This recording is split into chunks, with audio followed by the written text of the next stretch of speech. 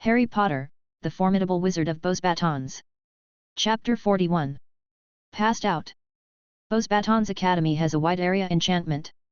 Although it does not prohibit the disapparition spell like Hogwarts, it will be connected to every student in the academy and monitor their physical condition at any time. During the Wizarding War, a saint sneaked into the academy quietly and wanted to take revenge by killing the children of his enemies.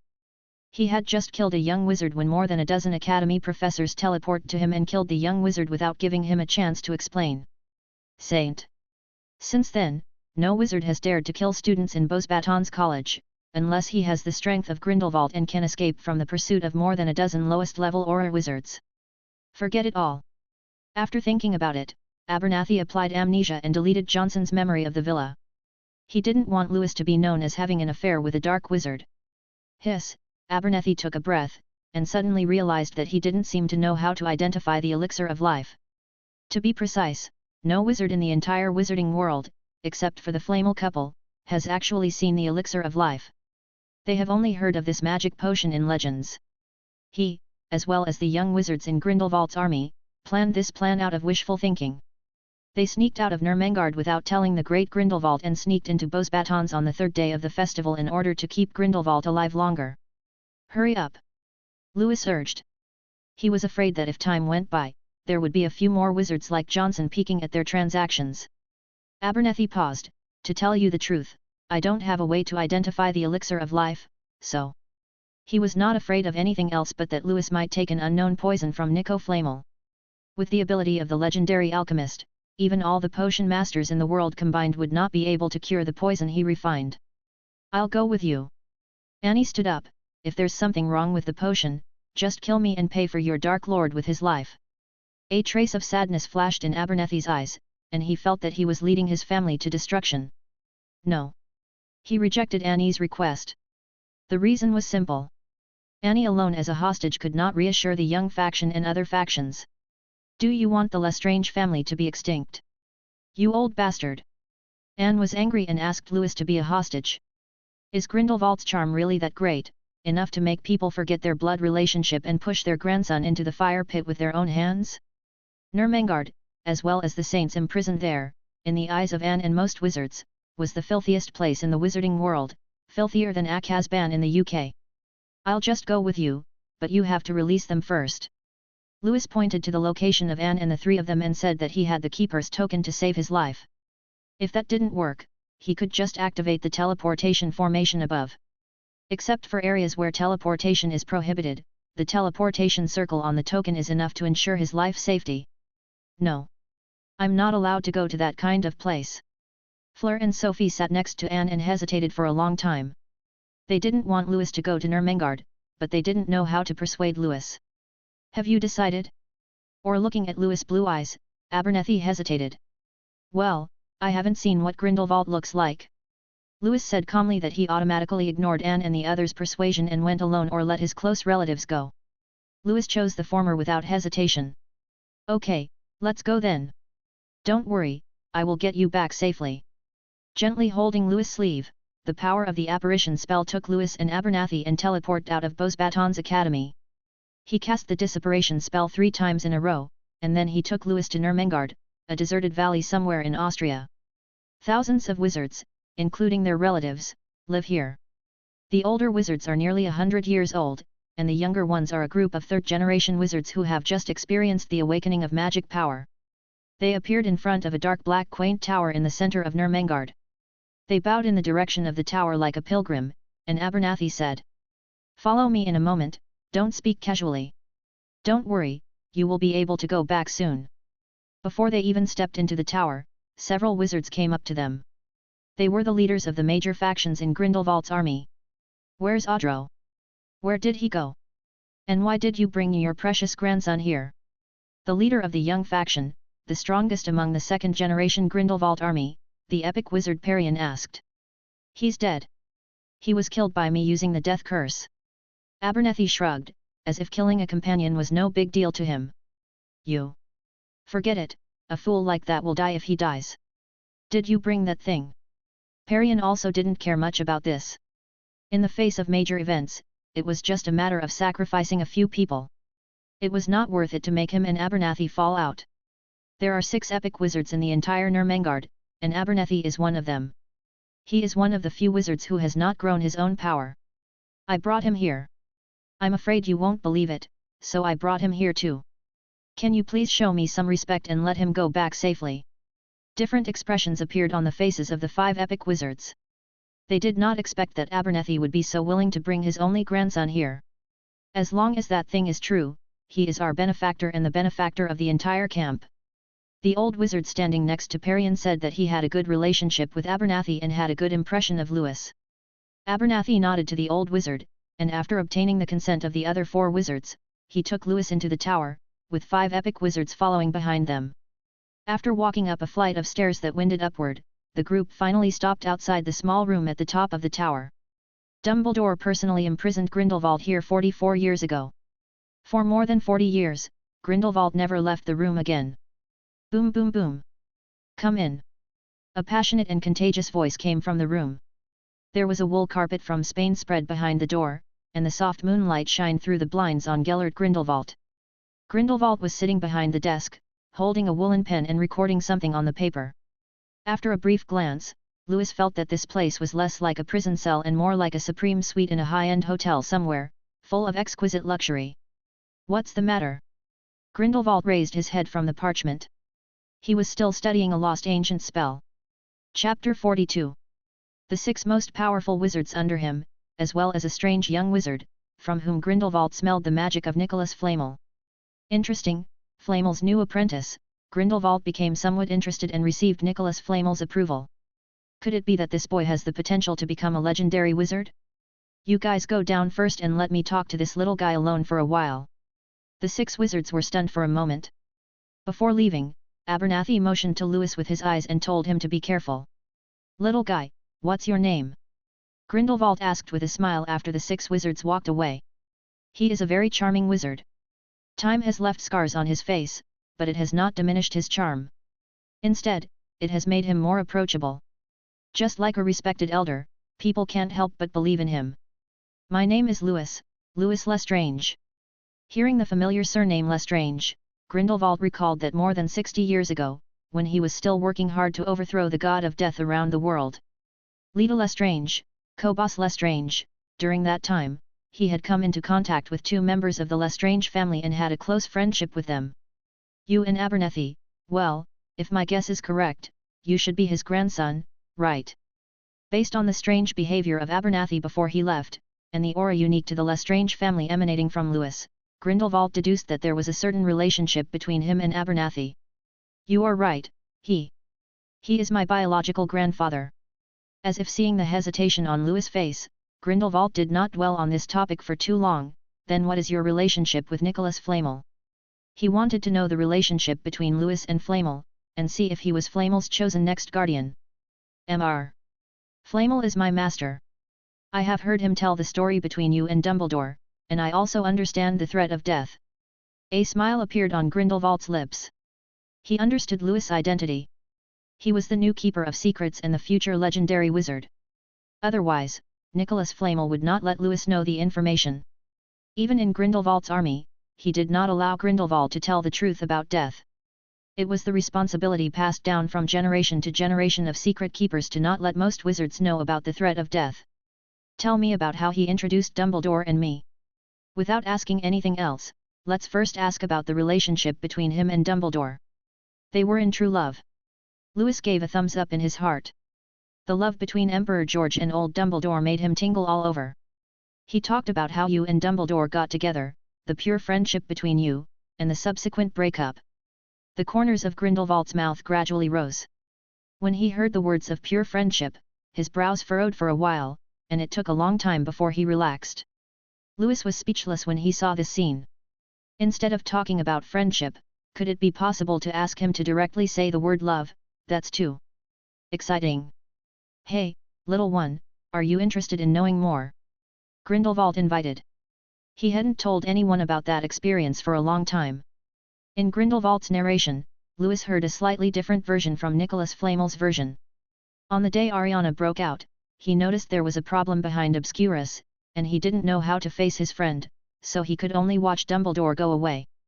In the following period, he decided to lead the coalition forces to attack the God of Death alone, steal the Elder Wand, and train them to improve the strength of the coalition forces, but they gradually misunderstood his wishes. Then he led the coalition forces to wander around the magical world, step by step eliminating the obscuras hidden in the wizarding world, and discovered the relationship between them and the God of Death in his research on the obscuras. He wanted to use this to invite Dumbledore out and let him come back to him. Dumbledore had promised well at first. He agreed, and they met briefly again. Dumbledore didn't know what he discovered later, whether it was the brutality of Grindelwald's army or something else. Emperor George's voice was full of regret when he said this. He was just a little bit away from being able to live with Dumbledore for a long time. The subsequent experience was similar to what was rumored by the outside world. Grindelwald was defeated and imprisoned in Nurmengard. Dumbledore cast a complex ancient spell and used his life to build a prison around the tower. The prison only besieged Grindelwald. He was trapped in the room at the top of the tower. Unless Dumbledore died, or someone stronger than him broke the prison, Grindelwald would never be able to leave the room. The prison is linked to Dumbledore's life. Breaking the prison is to erase Dumbledore's life. Therefore, even though Grindelwald has the power to break the prison, he does not dare to attack the prison. Sure, Dumbledore gave full marks to Lewis for this operation. Not only did he defeat the coalition forces with his own hands, but he also used his love with the Emperor to trap the Emperor. Is this still the old B. Dumbledore that Lewis knows so well? He is simply darker than the Dark Lord. No wonder he can teach students like Voldemort. Thinking of this, Lewis's resistance to Hogwarts grew stronger in his heart. Affected by the memory of reading novels in his previous life, he originally admired Dumbledore, thinking that he was a knowledgeable and childlike elder. Unexpectedly, people cannot be judged by their appearance. The old B is indeed an old B. He relied on his plan to force Voldemort, a powerful man of the same level, to death, trapped another legendary wizard, Emperor Ge, and took away Nico Flamel's alchemy stone. All this seems like nothing, but when they are connected with the God of Death and the magic world, problems become big. Using conspiracy theories, Lao Deng had long ago surrendered to the God of Death, forcing the only remaining legendary wizard in the wizarding world to die for death. The Secret Keeper is likely to end because of him. Judging from the plot of the Alchemy Stone, Nico Flamel obviously trusted Dumbledore and entrusted him with the tasks of the Alchemy Stone and the Secret Keeper's organization. Taking this opportunity, he could have killed the Flamel couple, or without him, the Flamel couple, who were tired of living, had committed suicide as early as the day they handed over the task. Then the wizarding world lost the legacy of the legendary wizard. When the God of Death comes back to life, the wizarding world without the legendary wizard will take the lead in beating the God of Death. Looking at you, are you thinking of something bad? Seeing Lewis sweating profusely and looking pale, Emperor Ge asked curiously. No, it's nothing. He didn't plan to tell Emperor Ge. It was just Lewis' guess. It was difficult to convince Emperor Ge to doubt his lover. It wouldn't be too late to tell Emperor Ge after Lewis found out the truth. Don't you want to talk about it? Let me change the topic. What's the matter with them coming to you? The people Ji Huang mentioned were naturally the 6 wizards who had left earlier. Chapter 43. Don't you know? Lewis was a little surprised that Grindelwald didn't know their plan. Doesn't this mean that the theft plan was all planned by his good grandfather and several other wizards? What do I need to know? I've been studying the magic spell on the table these days. Ji Huang doesn't look like he's lying, it's your sister. Lewis used up the vocabulary of 2 lifetimes to curse Abernathy in his heart. If the theft plan was arranged by Grindelwald, Abernathy was just an executor, or at most a Grindelwald fanatic, regardless of family interests. But even the Emperor of Georgia did not know about this matter. Abernathy planned and executed the capture plan by himself. The meaning was completely different. It is not an exaggeration to say that his family was a sinner. They captured my family and forced me to go to Master to get a bottle of elixir in order to extend your life. While speaking, Lewis observed Grindelwald's expression. There was still a trace of luck in his heart, hoping that it was the plan arranged by the Emperor. Confused. A bunch of self-made bastards. What's the point of a world without Dumbledore? Rather than letting me live alone, it would be better for me to die with him. It could be seen from the angry expression on Grindelwald's face that he really didn't know Abernathy's plan, and Lewis' luck was completely gone.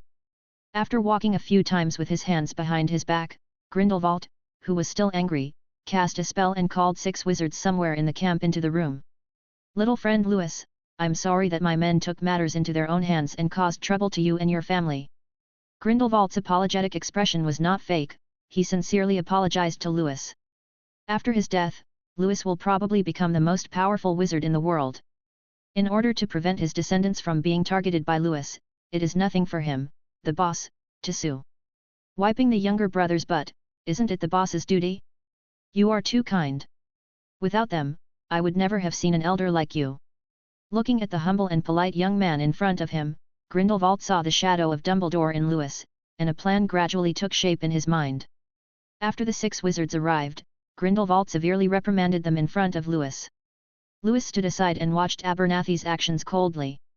Aren't you afraid that after I die, no one will lead you to fight against the doomsday creatures? I will help you solve this problem. The 6 wizards raised their heads. Maybe the boss had thought clearly and wanted to drink the elixir of life and continue fighting. Him. Grindelwald pointed at Lewis, and the eyes of the 6 wizards followed the Emperor's fingers and turned to Lewis. Lewis, who was standing on the side watching the show, was full of surprise. Why did it involve him, and subconsciously took half a step back. I will become a member of our organization, take over the position of leader of the coalition forces after my death, and lead the coalition forces to fight against the doomsday creatures.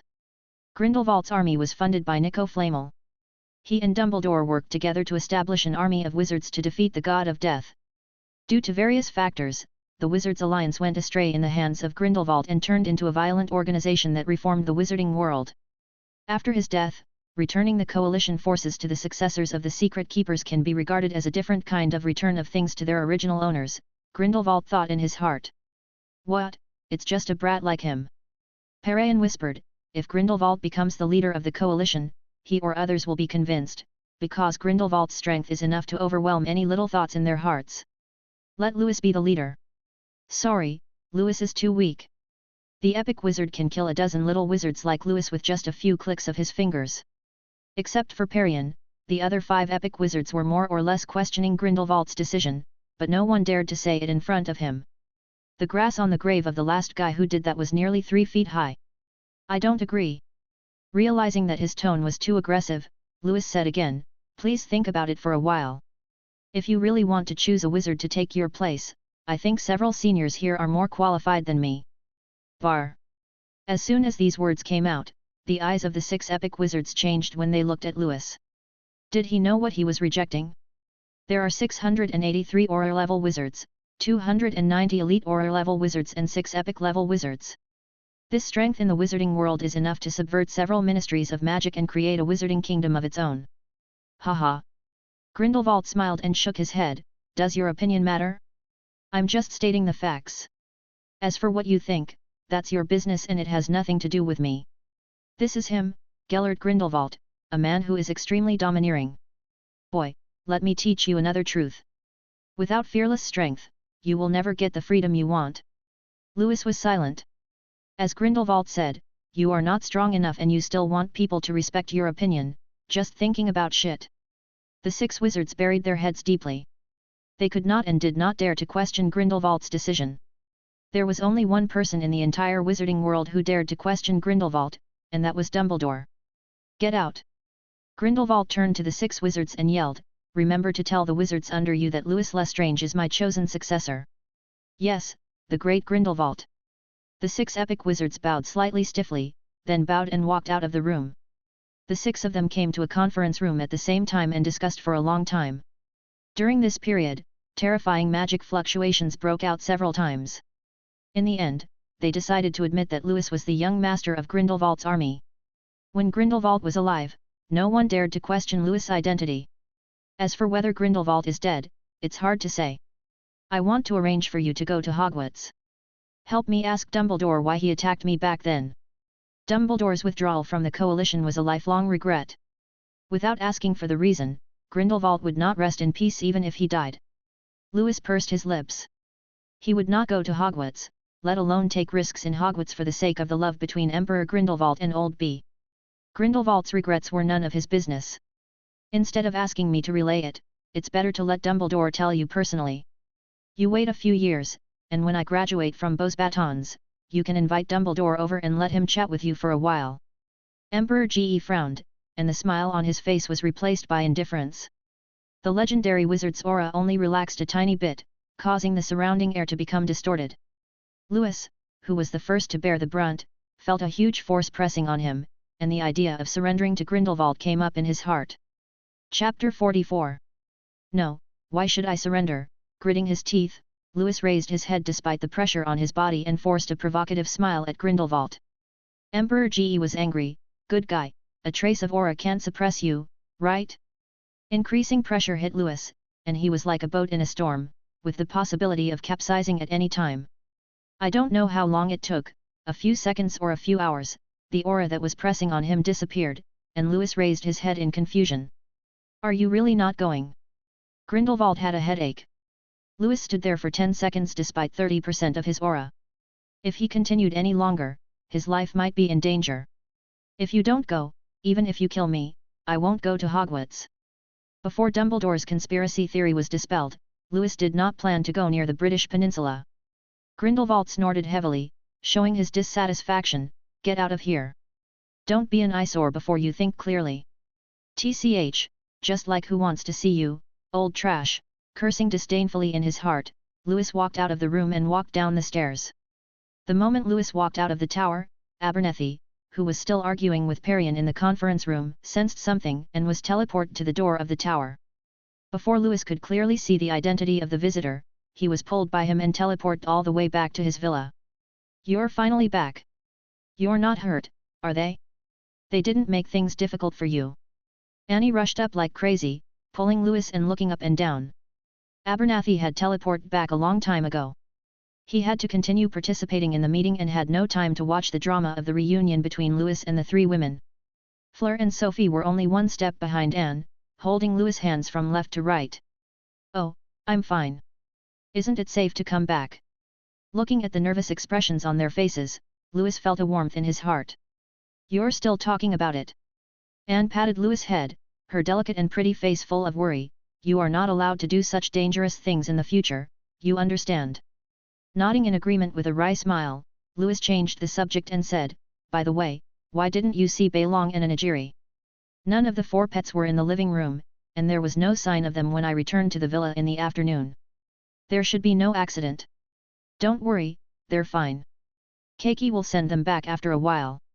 At the same time, Grindelwald recruited an elite Auror-level wizard who was responsible for handling external affairs and was most involved with the external Ministry of Magic.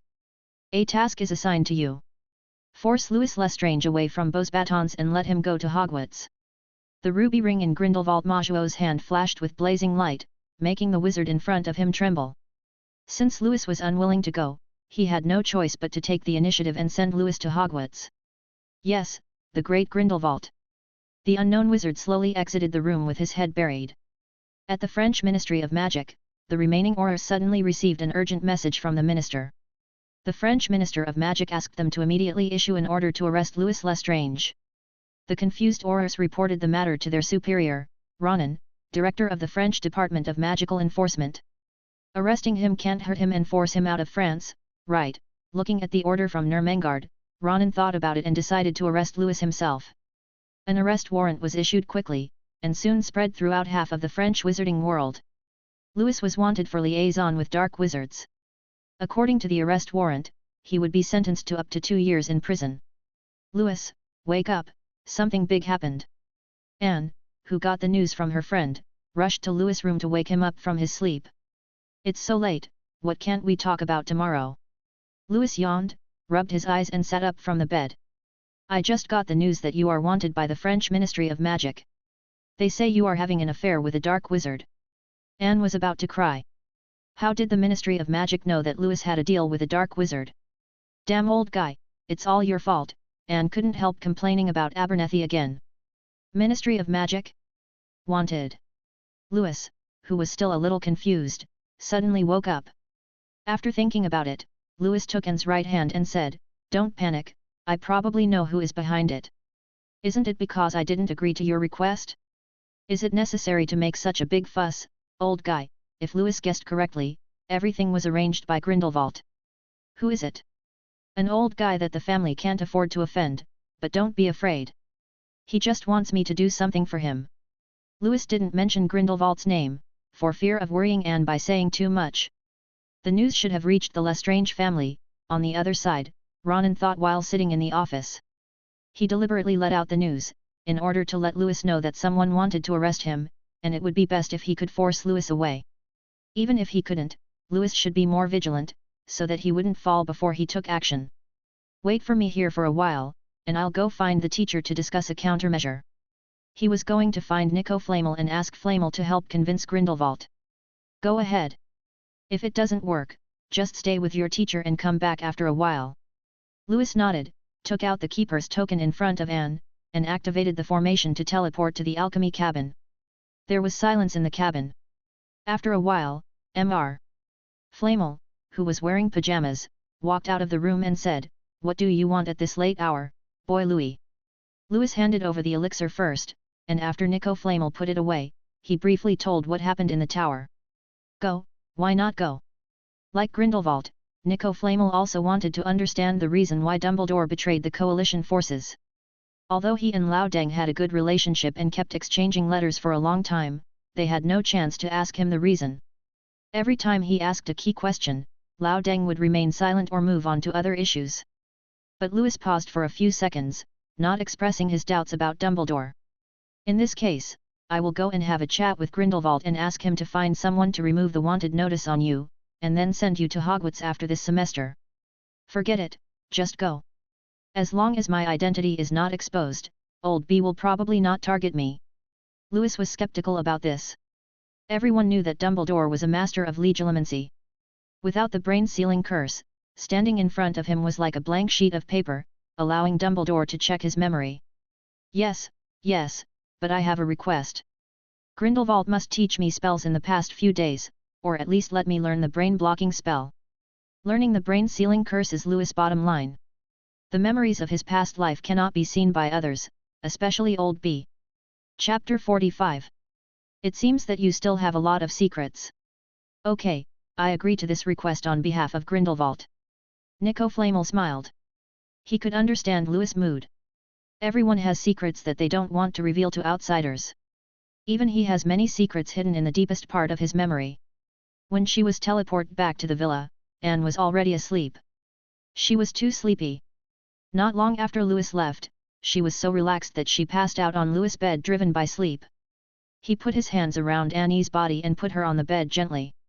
After covering her with a quilt, Louis lay on the empty seat next to her. It's so comfortable, especially the pillow in my arms, which is as warm as holding a big stove. Annie rubbed herself against the pillow. She felt that it was more comfortable than all the pillows at home. Wait, where's Louis? Why did I fall asleep? Thinking of this, Annie, who was still a little confused, suddenly raised her head. The white sunlight shines into the house through the window and shines on Anne and the sleeping Louis. Anne is wrapped around Louis like an octopus. Looking at Louis in her arms, Anne's face became hot. She first moved her jade leg from Louis' waist, and then carefully pulled out the slightly numb right hand that was pressed under Louis. Good morning, Anne. Louis opened his eyes at this time and yawned as if he had just woken up. He had been awake when Anne looked up. Ah! Good morning, Louis. He must have just woken up, so he didn't feel it. With a forced smile on her face, Annie hypnotized herself in her heart. Looking at Anne's embarrassed look, Louis smiled like a little devil. Who asked her to pester him in the middle of the night and not want him to sleep? Now he knows he regrets it. As he fell asleep, Anne's hands were around Louis' neck. This was nothing, at most it made Louis' breathing a little less smooth. But why does he have to exert so much force? He hugged Louis' neck hard, causing him to experience the feeling of suffocation several times. Every time when the dream is halfway through, it will turn into a female ghost and strangle Louis' neck hard, waking him up alive. Why are you back? Didn't I tell you to hide in Mr. Flamel's place for a few days first? Seeing that the large puddle on Louis' chest was darker than the surrounding area, and was probably traces of saliva, Anne wanted to find a crack in the ground to bury herself in, and asked before Louis noticed. Master has already taken care of it for me, don't worry. At this moment, Fleur and Sophie opened the door and rushed in. Louis, have you seen Sister Anne? We searched all over the villa. Fleur and Sophie were silent as they looked at Anne, who was lying on Louis' bed, disheveled and obviously having slept here all night. When Sophie got up in the morning, she found that Anne's door was open. Except for the quilt that had been lifted and had lost its warmth, there was no trace of Anne. Having been kidnapped once, Sophie immediately became vigilant, thinking that Anne had been kidnapped again. She and Fleur searched for a long time, searching almost half of the villa, but couldn't find Anne. They didn't know what to do, so they had to go to Louis' room, trying to get Louis up to help find Anne. But he didn't expect that Anne slept well in Louis' room. Don't get me wrong, I have nothing to do with him. Annie panicked instantly and explained while hugging the quilt. Let me explain. Didn't I go to Nurmengard last night? I met a certain wizard there. He wanted me to go to Hogwarts to help him with something. I refused, and then at once. While Louis was talking, Anne nodded along the topic beside him. For some reason, she felt like she was being caught and raped in bed at this moment. I'll go with you. I'll ask my father to help me clear the relationship and adjust me to Hogwarts soon. Sophie looked at Louis with firm eyes. She had already decided that she would stay with Louis no matter where he went. Fleur, who was standing by the side, was full of hesitation. She also wanted to go with her. Louis and Sophie were her only good friends. They were both gone. What was the point of staying alone in Beauxbatons? But she was too embarrassed to bother Sophie, and asking a competitor to help was not a good idea. If possible, I would also like to accompany you to Hogwarts. Fleur said quickly. No. Louis shook his head. Before he eliminated the threat from the old bee, Louis did not plan to let any of his relatives accompany him to Hogwarts. Why? Sophie pouted, her cute face full of depression. Hogwarts has not been very peaceful recently. I don't want you to be in danger. If that happens, you might as well kill me. Louis would rather get hurt than the three girls present being hurt at all. As for Hogwarts, there are not only obvious threats such as the Basilisk, Voldemort, and Barty Jr., but also Dumbledore's secret plans. If Grindelwald hadn't been pressing hard, Louis really wouldn't have wanted to go to damn Hogwarts. What's? Then we should go. When Anne and the others heard that Hogwarts was in danger, Anne and the others immediately became anxious. 3 pairs of eyes were on him. Louis rubbed his brows with a headache. How should he persuade them? The occlumency spell focuses most on thoughts.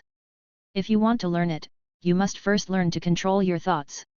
In the room on the top floor of the tower, Grindelwald is teaching Louis to learn the occlumency spell. In his explanation, the occlumency spell is more like a method for wizards to control their own thinking. The occlumency spell has no corresponding wand gestures or spells. It requires the wizard to use specific methods to clear the mind and hide the memories that need to be saved deep in the mind. These memories cannot be used when facing a legilimency master, otherwise the corresponding memories will be stolen by the legilimency master. In addition to the above conditions, when casting the occlumency spell, you also need to control your emotions and keep your brain calm so that you can better cast the occlumency spell. It was because Harry Potter couldn't control his emotions that the occlumency spell sometimes failed to work. That's why Lao Fu got a lot of information about him. The emotional control method I teach you is called the pyramid law. Sort out your thoughts and build your own memory pyramid in your memory. The higher you go, the more important your memories are. Use a large number of invalid memories to preserve important memories. This is Grindelwald's original thought control method. He is a master of closed brain, and his old enemy Dumbledore is a master of legilimency. As for the most important memory, it is hidden inside the pyramid. With this method, even Dumbledore can't see through your memory. There was a hint of excitement in Grindelwald's tone. Since he created the pyramid control method, Lao Deng has never read his mind again. Chapter 46. On August 1990, 31, Louis took his luggage and embarked on a journey to England under the escort of Anne and others. He arrived at Hogwarts one day earlier than the little wizards, and when the magic bus stopped outside the Black Lake, Hagrid was already waiting for him. Standing 3.5 meters tall and wearing an oversized moleskin coat, Hagrid's broad build was as intimidating as a hill. You are Louis Leiden, my name is Hagrid, and I am the guardian of the Forbidden Forest at Hogwarts. Hagrid extended his generous right hand to Louis. Hello Hagrid, I am Louis, a transfer student from France. He shook hands with Hagrid. Louis Leiden was the pseudonym he used. Louis did not intend to mention his family in Hogwarts, including his experience in France. He did not want Old B to know. It was Louis' plan to find out the reason for Old B's betrayal as soon as possible, and then escape from Hogwarts and return to France. Welcome to Hogwarts, trust me, you will love it here. Hagrid was very enthusiastic. While taking Lewis on the boat, he introduced him to everything about Hogwarts. Here is the best teacher in the wizarding world, and the greatest and most noble Dumbledore in the wizarding world. It was obvious that Hagrid had a high respect for Dumbledore. This is the safest place in the entire wizarding world. The precious legacy left by the 4 first-generation principals has always protected Hogwarts.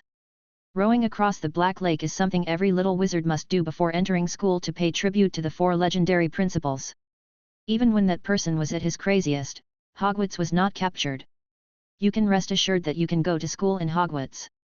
Hagrid paused for a while, took out a small piece of paper from his arms, read the content on it, and continued. Well, the learning environment at Hogwarts is very relaxed, the wizards are united and friendly, and there are many places worth exploring in the castle. Keeping Lewis, making him the first foreign student to graduate from Hogwarts, and using this as a banner to recruit students from other countries was Dumbledore's little suggestion to Hagrid. Hogwarts has not admitted foreign students for more than 200 years.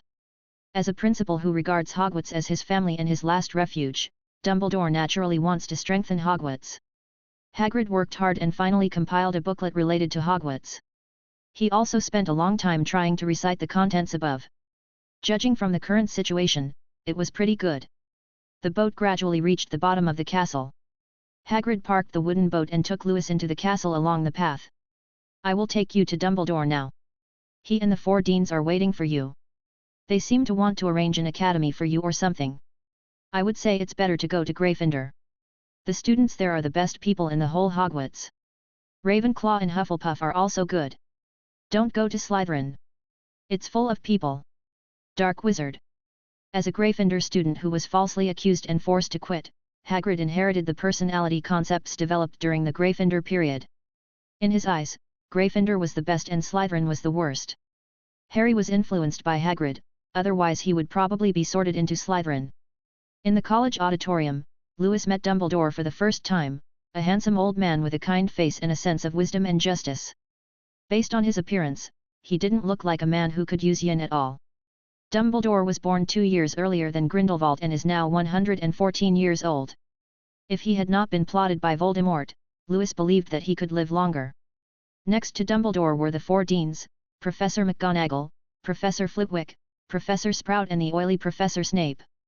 Hello Lewis, welcome to Hogwarts. Good afternoon, respected Principal Dumbledore. Lewis bowed slightly, freed his mind and controlled his body, trying not to look into Dumbledore's eyes.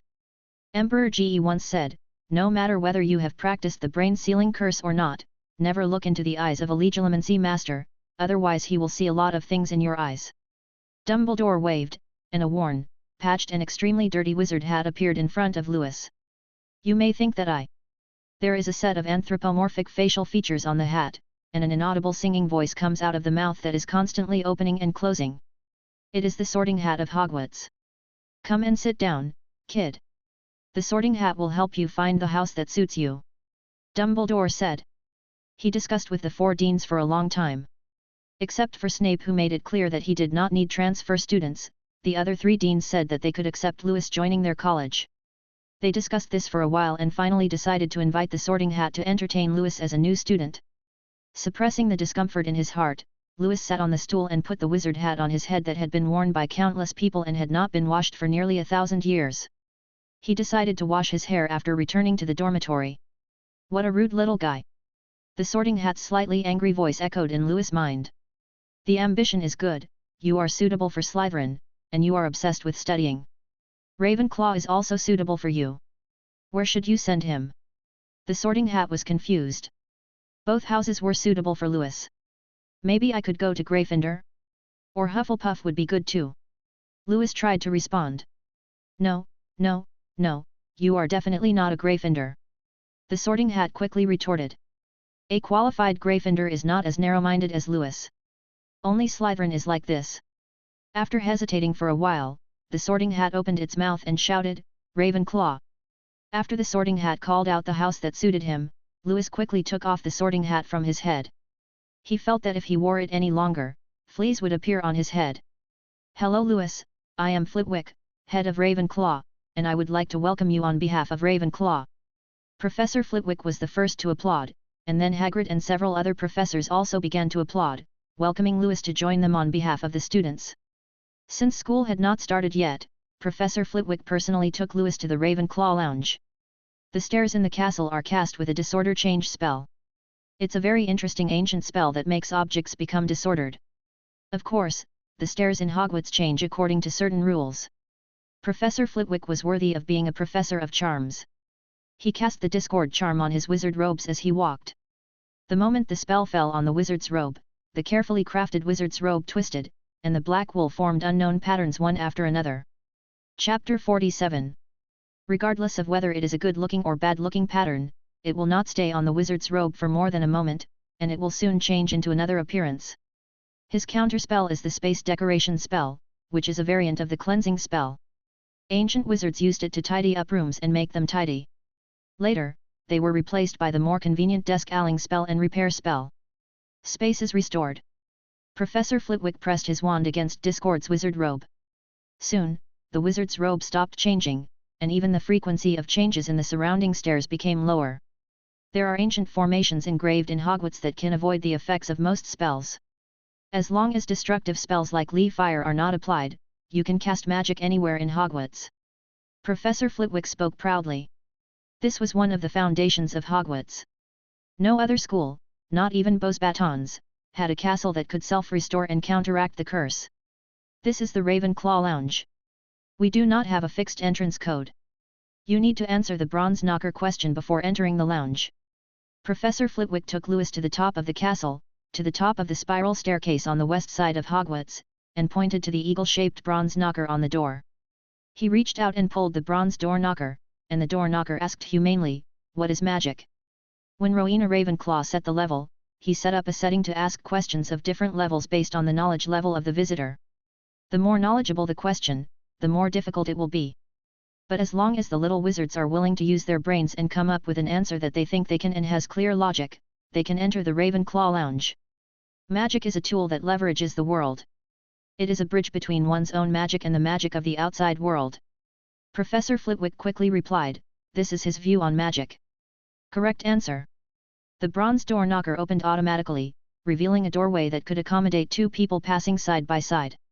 Professor Flitwick led Louis into the lounge. In fact, many times Ravenclaw students can't answer the door knocker's question, so they can only wait for someone to answer and enter when the door is open. What you see is a jade statue. It is a very beautiful woman.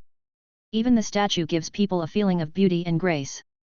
You can imagine how beautiful she is in real life. Blue is the main color of the lounge. The sofa, carpet, and starry sky ceiling are all blue, and even the walls are hung with blue copper silk curtains. The main material of the lounge is the same as that of the castle, made of marble engraved with magic formations.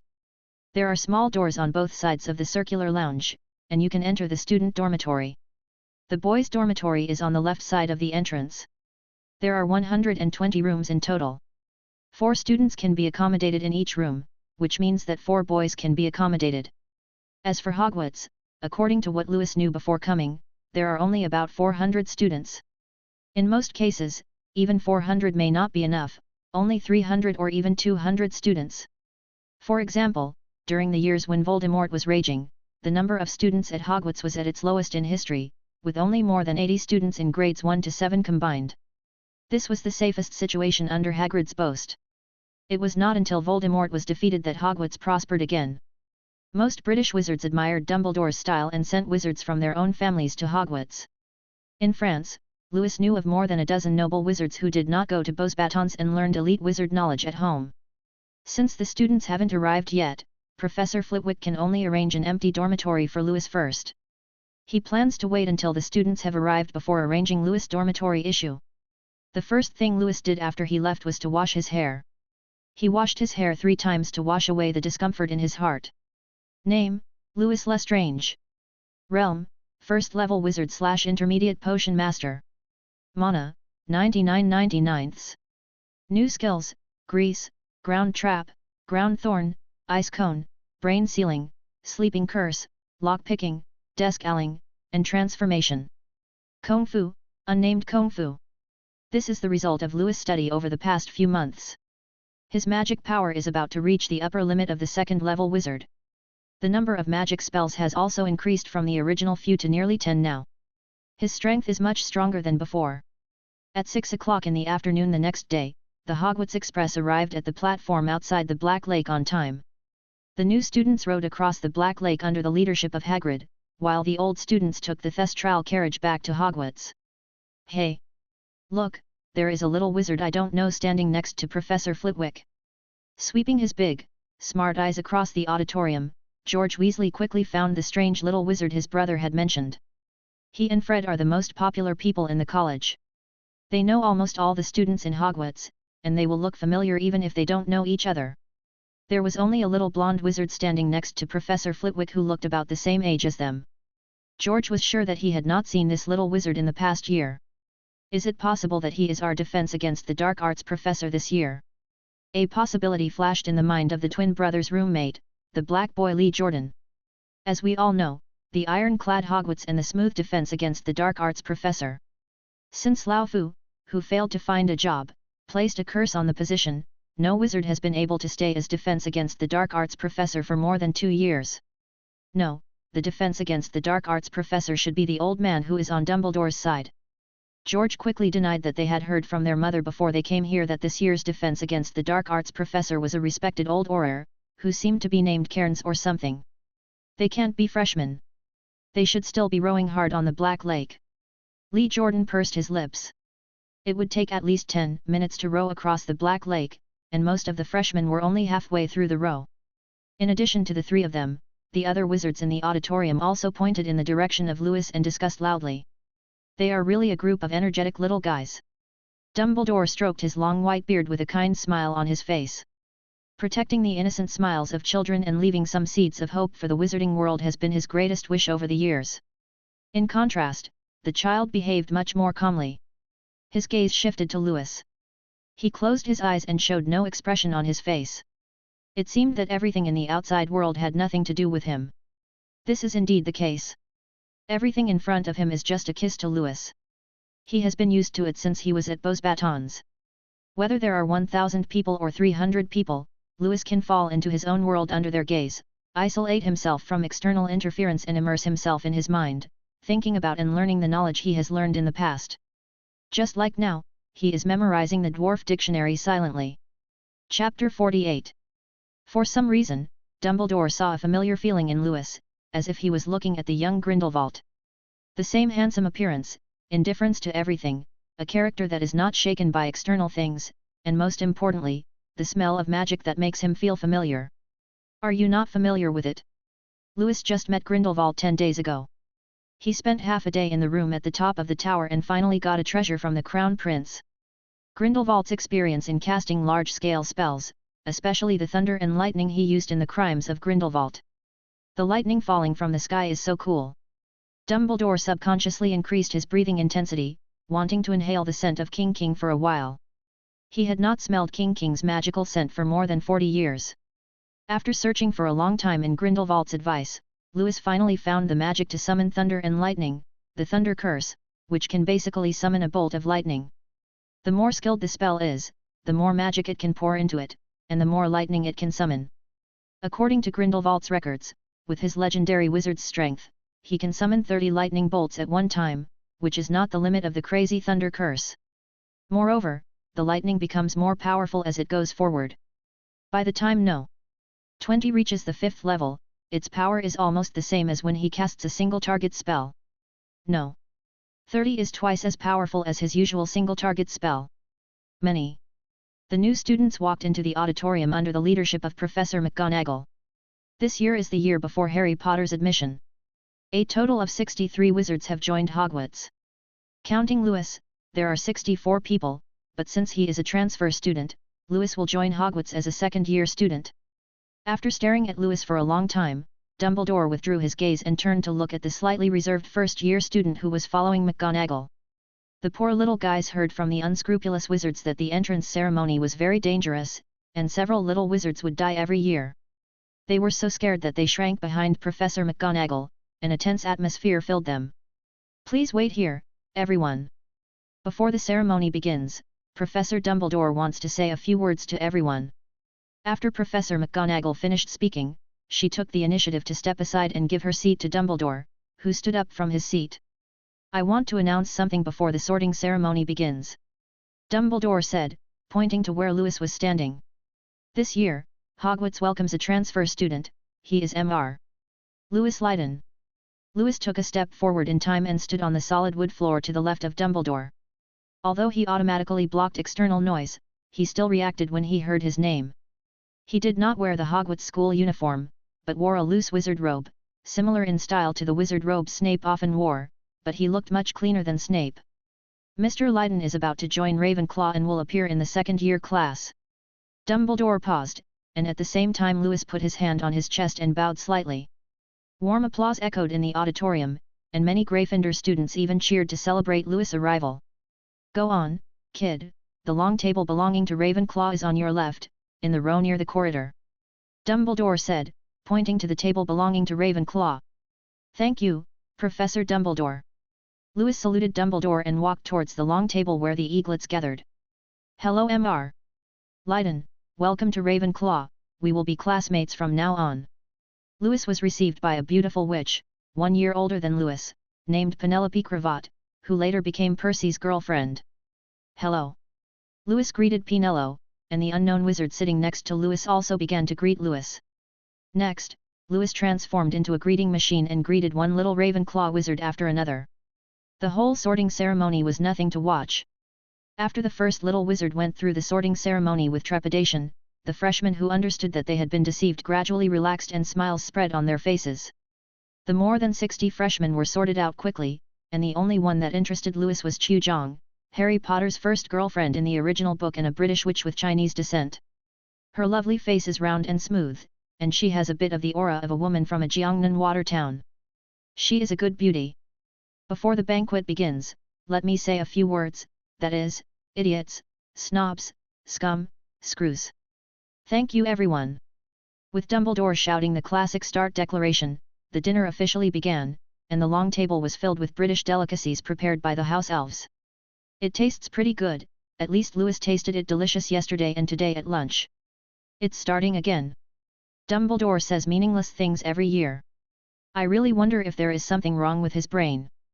The wizard sitting next to Lewis complained. His name is Luo Song, and he is already in 7th grade this year. He has heard the same meaningless words 7 times. The new little wizards may find it novel, but he is almost sick of hearing it, poor Luo Song. Anyway, let's eat first. It won't taste good when it gets cold after a while. Lewis replied and continued to fight with the food. Holding a roasted pig's trotter in one hand and a roast duck in the other, it only took him 3 minutes to finish the food, and Lewis spread his sinful claws towards the rest of the food on the table. In the entire auditorium, only Hagrid's eating style could compete with Lewis. Hagrid finished a small table of dishes by himself, while Lewis quickly swept through the nearby dishes. Yet, hearing the scream, Lewis raised his head blankly. It turned out to be a ghost standing up from the dish, scaring a certain little witch into screaming. The old students who had already eaten their fill smiled knowingly and enjoyed the freshmen making fools of themselves. They liked it the most. After a brief glance, Lewis lowered his head again and ate the roasted pig. Ghost and all, does it smell like roasted pig? Oh, look what I found, a little guy who is not afraid of ghosts. The almost headless Nick flew in front of Lewis, made a noise to attract Lewis' attention, then suddenly took off his neck, showing the bloody wound in front of Lewis. He had used this trick to scare many little wizards, and it might have been disgusting. Anyone who sees the wounds left by someone else's beheading while eating, and those things popping out from the food they eat, will feel disgusted. It's a pity that Lewis didn't. He chewed his lips while looking at Nico's wound, and Nico trembled when he saw the expressionless face. How can it be, this little guy was not frightened by me and was still interested in eating? Nico felt extremely insulted and made several disgusting actions. He didn't believe it. How could the great Nico not scare a little wizard? Chapter 49. Destroy it, I'm tired. It took a long time until Lewis was 80% full, and after eating enough food for 20 people by himself, Nick thought a little tiredly. Hey, Nick, are you going to the ghost party tonight? I heard Ms. Gray is coming too. Bloody Barrow, Nick's ghostly friend, tapped him on the shoulder. In the past, Nick had already agreed enthusiastically. After all, Ms. Gray was the white moonlight of all the ghosts in Hogwarts, but today he has not given a reply. Barrow had no doubt that the gradual deterioration of his mind after becoming a ghost made him lose the ability to think.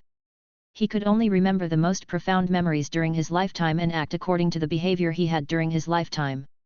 There are only 2 ghosts in the entire class at Hogwarts who are not like this. One is Peeves. He simply likes to play. By chance, he merges with the playful mood of the students in Hogwarts and can make simple ghosts think. The second is Ms. Grey mentioned above.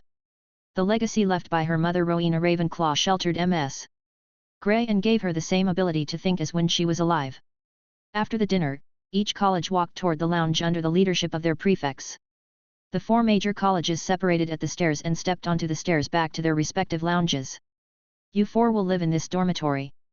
Well, you 3 will live in the one next to it.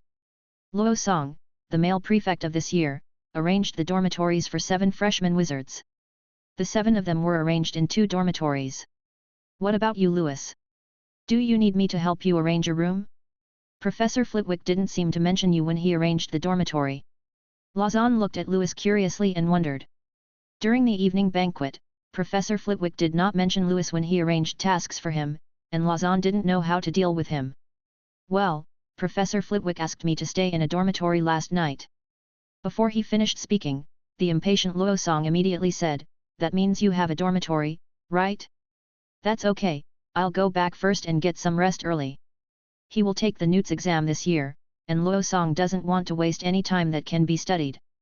Under normal circumstances, the prefect should be handed over to the 5th grade student.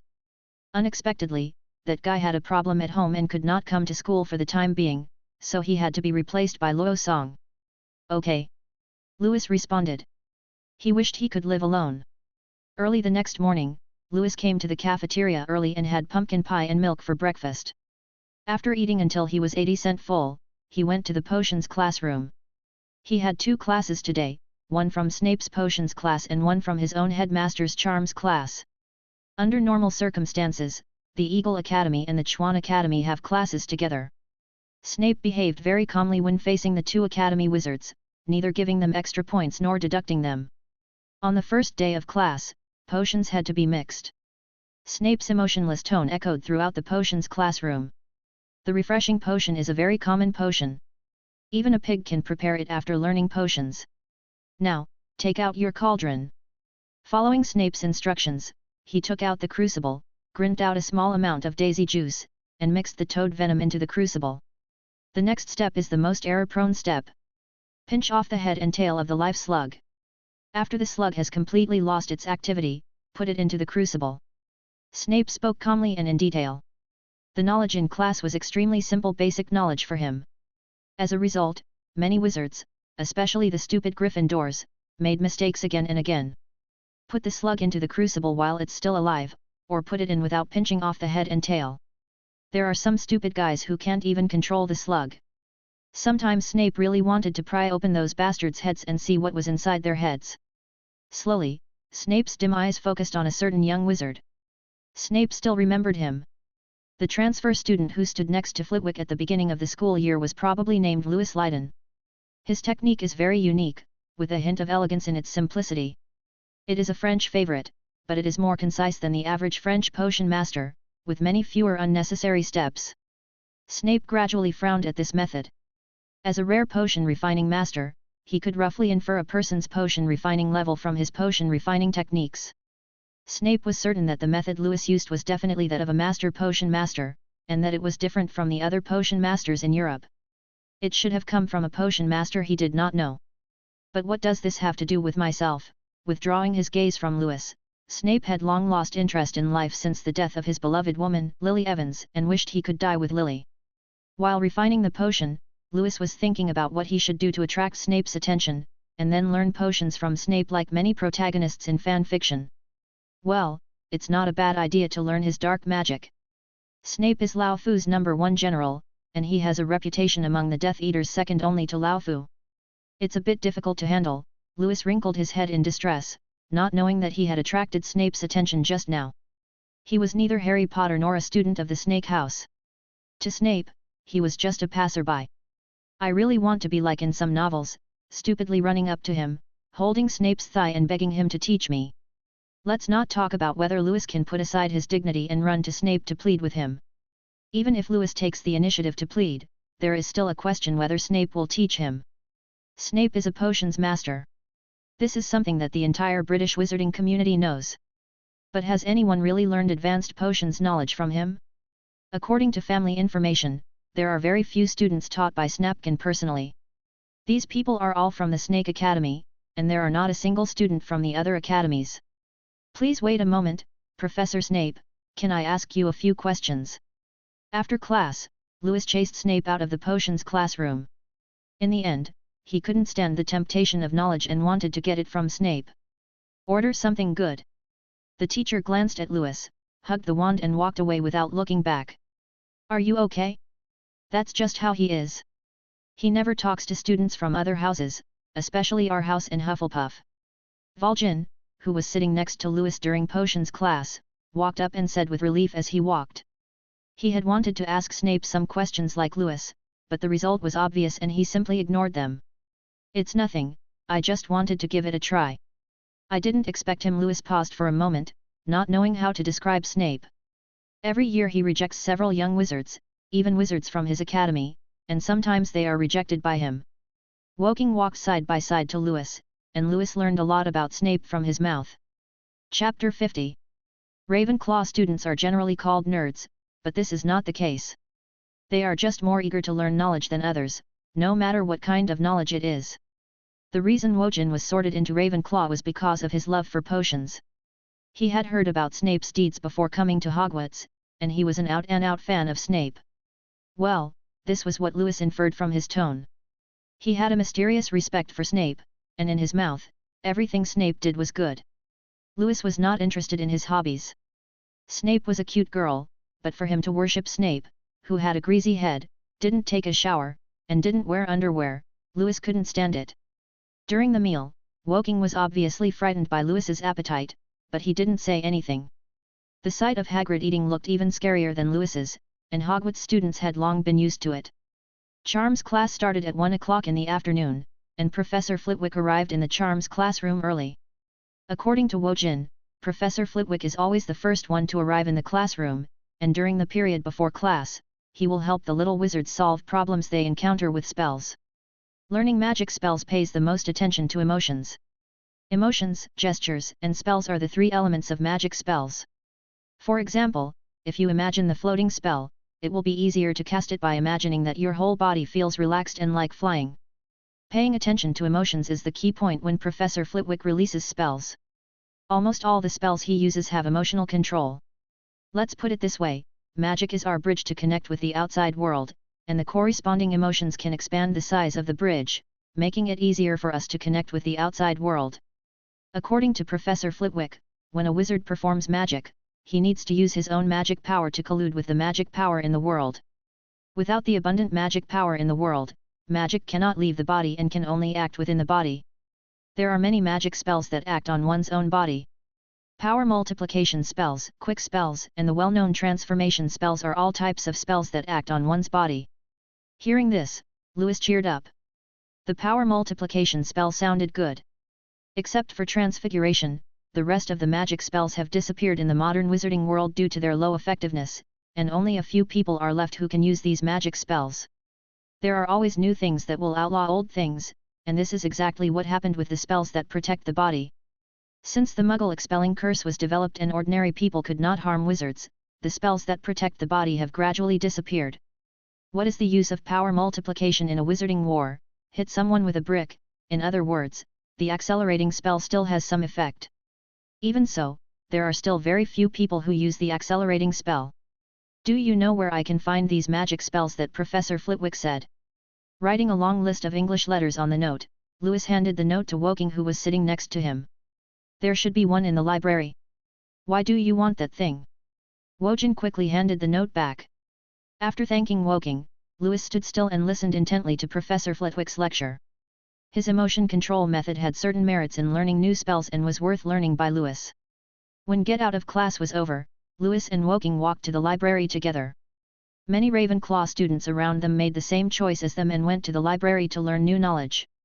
The librarian, Mrs. Pants, sat at the door, nervously watching the little wizards coming and going, for fear that they would damage her beloved books. After following the directions on the bookshelf for a long time, Louis dug out the magic book he wanted from the bottom of a dusty bookshelf, which recorded a complete set of body-strengthening magic. Finding a seat where there were relatively few people and sitting down, Louis dusted off the spell book, spread it out and turned to the first page.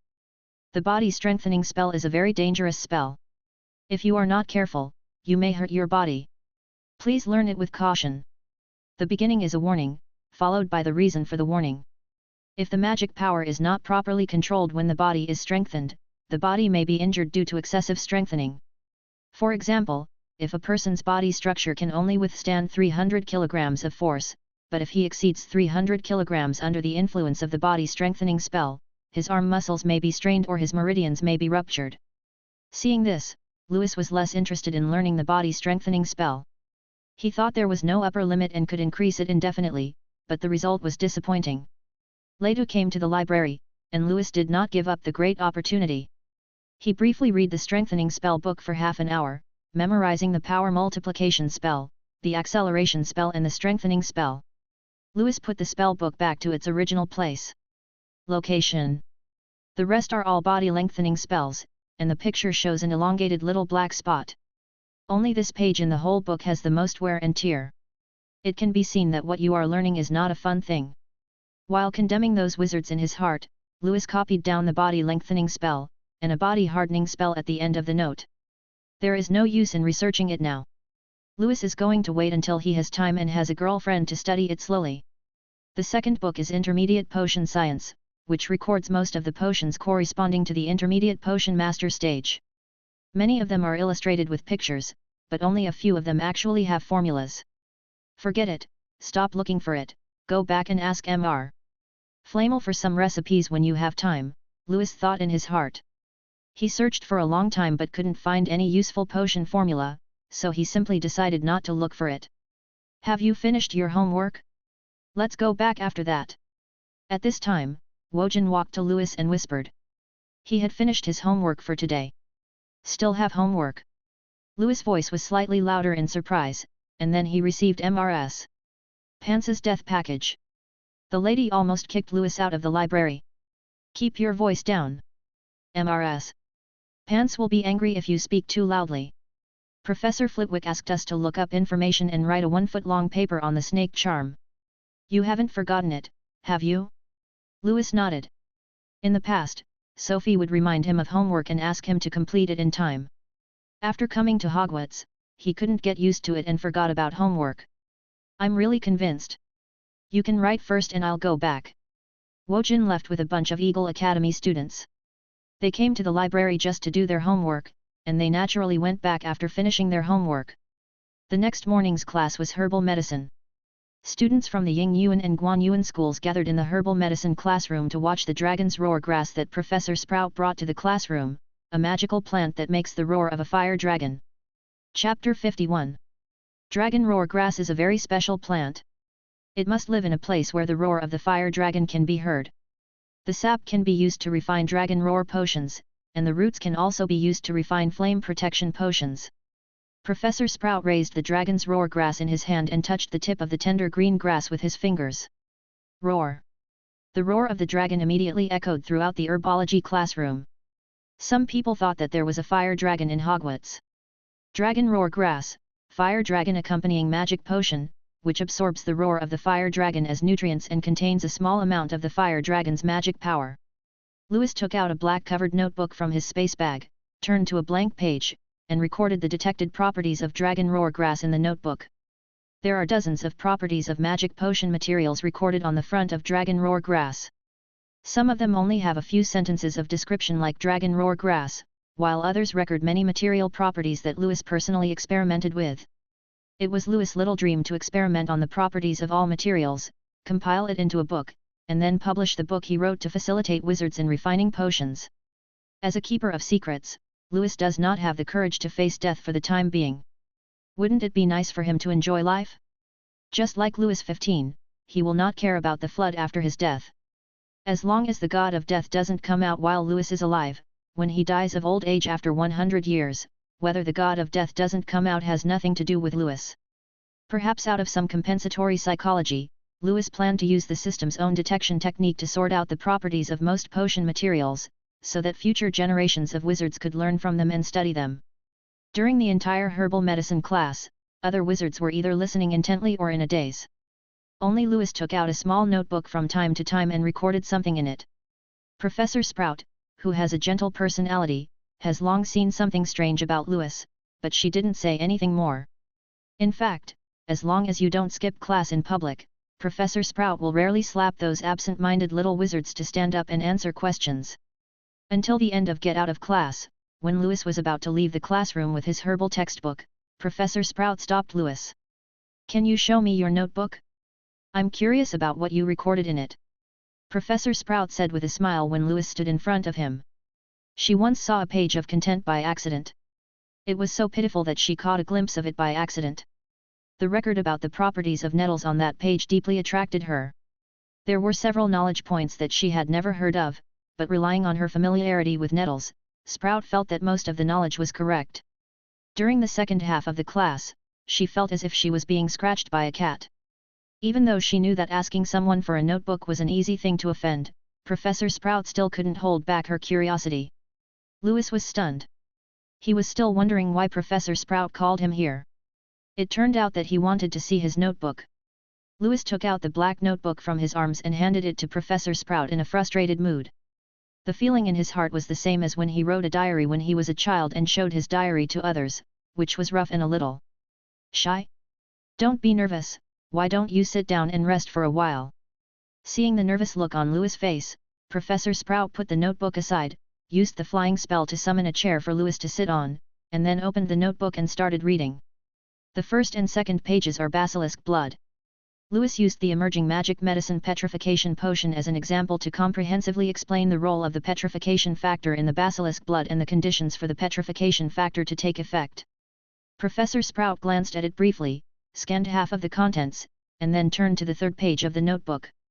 Moongrass. Professor Sprout suddenly became interested and read word by word with his lips pursed.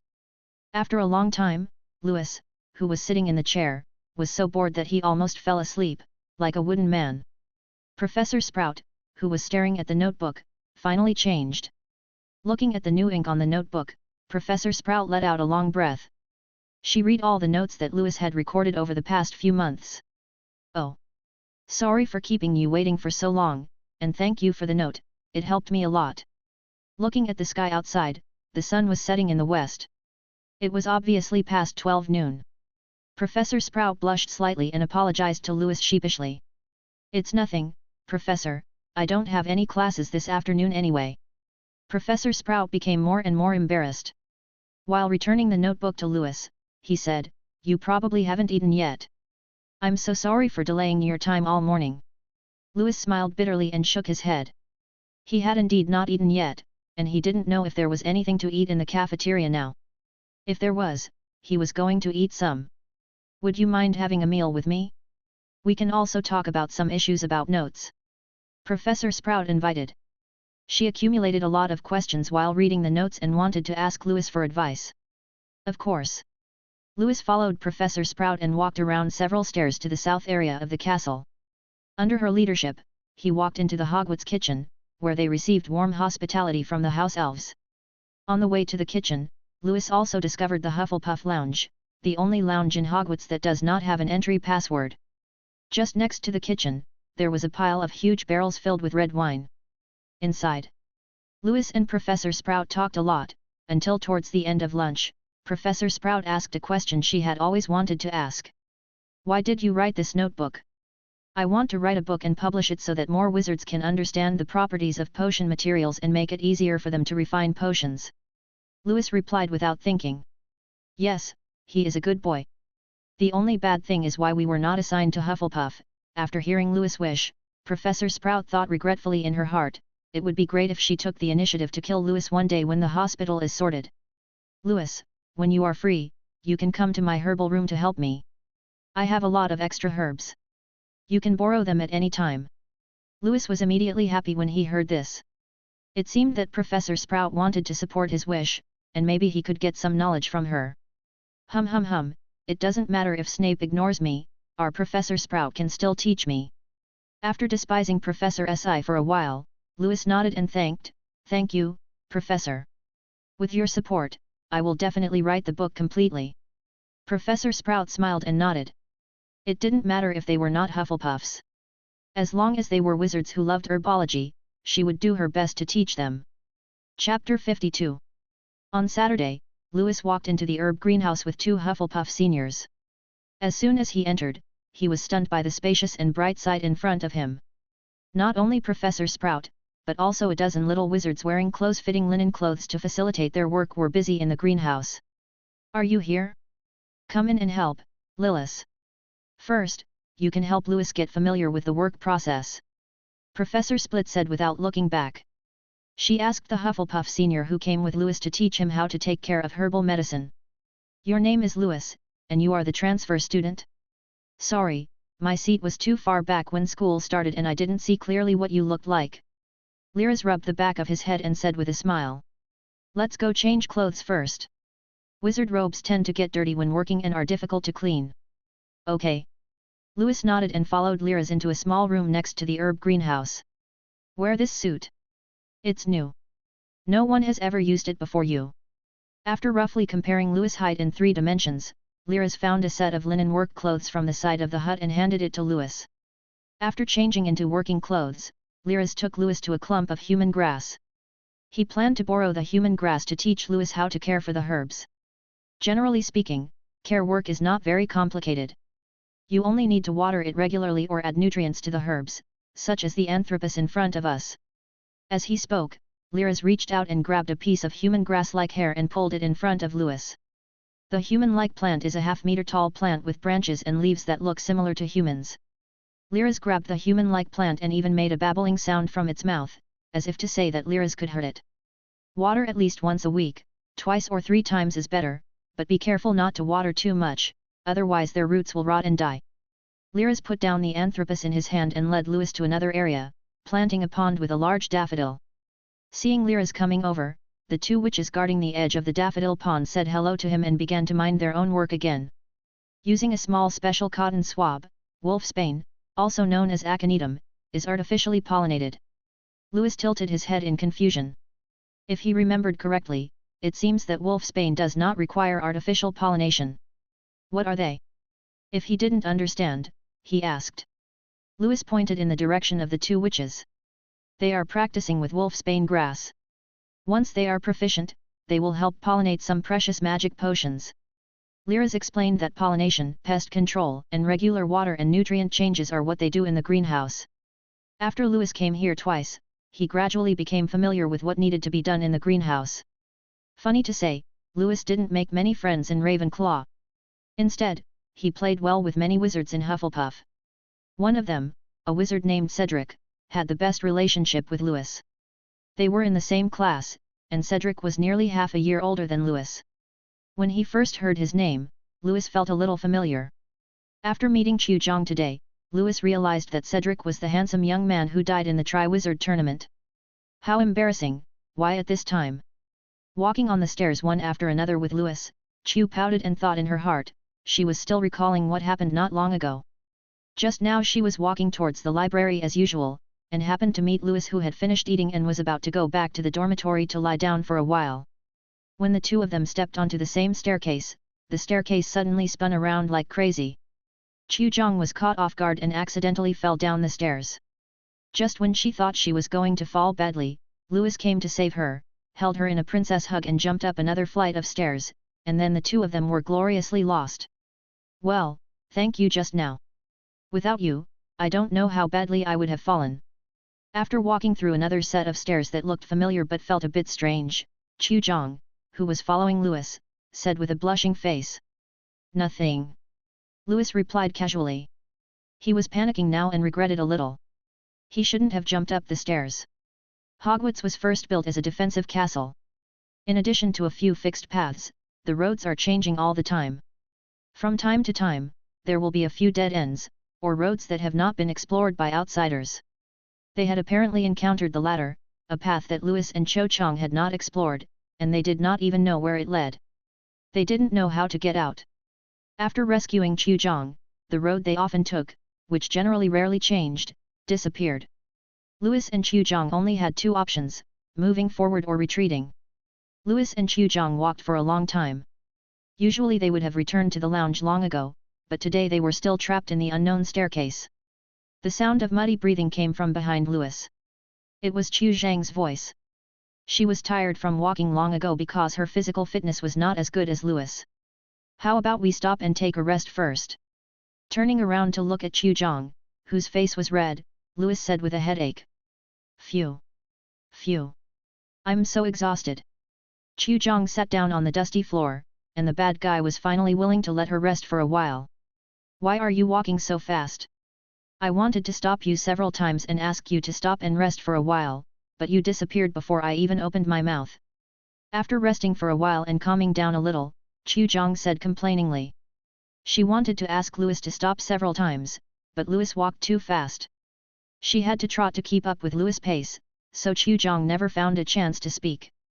I'm sorry, Senior Chu Zhang, Louis touched his nose, with an embarrassed look on his face. He really left in a hurry, without taking into account Chu Zhang's physical condition. Hey! Chu Zhang turned away and didn't want to pay attention to Louis. Louis smiled bitterly and closed his mouth, recalling the prohibition that Sophie and Fleur said before setting off, not allowing him to mess with the girls in Hogwarts. He couldn't help but give up his little thoughts and concentrated on recalling the road they had traveled. Louis suspected that he and Chu Zhang had been walking in circles around the same place, otherwise they would have walked out of Hogwarts after walking for nearly an hour. After a while, Chu Zhang felt cold and a little scared and leaned next to Louis. After all, she was still an 11-year-old little loli, so it was right to be scared. Hey, what's your name? Can you talk to me? Little Lolita Chu Zhang held her hands on her knees and looked at Louis with her helpless and pitiful big eyes. Louis Leiden, a transfer student from France. Louis came back from his thoughts, saw the helplessness in Chu Zhang's eyes, and replied with a smile. Chapter 53. So you are the transfer student. I was expecting you to take me out, but I didn't expect you to be a newcomer like me. Oops, I accidentally said what I was thinking. Chu Zhang covered her mouth, carefully looked at the expression on Louis' face, and breathed a sigh of relief after making sure that he was not angry. What's wrong with the newcomer? Did the newcomer eat your rice? And I already know we are there. Really? Chu Zhang's eyes lit up, and he subconsciously grabbed Louis' hand and asked, then do you know how we should get out? We are probably trapped by the formation now, which keeps us spinning in a certain area. As for the way out. In Chu Zhang's expectant eyes, Louis said again, I haven't found it yet, but I guess the professor and others will probably come to us. The entire area consists of 2 flights of stairs leading up and 2 long passages, or perhaps a staircase and a long passage. A confusion spell was cast on half of the stairs, making it unclear whether they were going up or down. Chu Zhang's eyes dimmed instantly, and he shook off Louis' right hand. Professor. Is there really a professor who will come to save us? Well, Louis thought for a while, today is Saturday, and there is still more than a day before class, but Chu Zhang's roommates found that she was not in the dormitory, so they would probably go to the professor, right? When your roommates find out you're not in the dormitory, why don't you just ask the professor for help? Chu Zhang thought for a while, and what Louis said seemed to make sense. When Elena and the others found out that she was not in the dormitory, they should ask the professor to find her, right? To be honest, Chu Zhang himself didn't know. Then what are we going to do next? Sit here and wait for rescue? Chu Zhang asked. She had already regarded Louis as the mainstay among them. Sit down and wait for a while. By the way, do you want to eat something? After working hard all afternoon, Louis was already hungry. Eat, you mean there is food? Chu Zhang licked his dry lips with his pink tongue, and his stomach growled in cooperation. Grilled lamb chops, grilled pork chops, French cakes and other food were placed on a picnic cloth, and Louis also took out several bottles of wizard soda from the space bag. This can't be the treasure bag in Grandpa's story.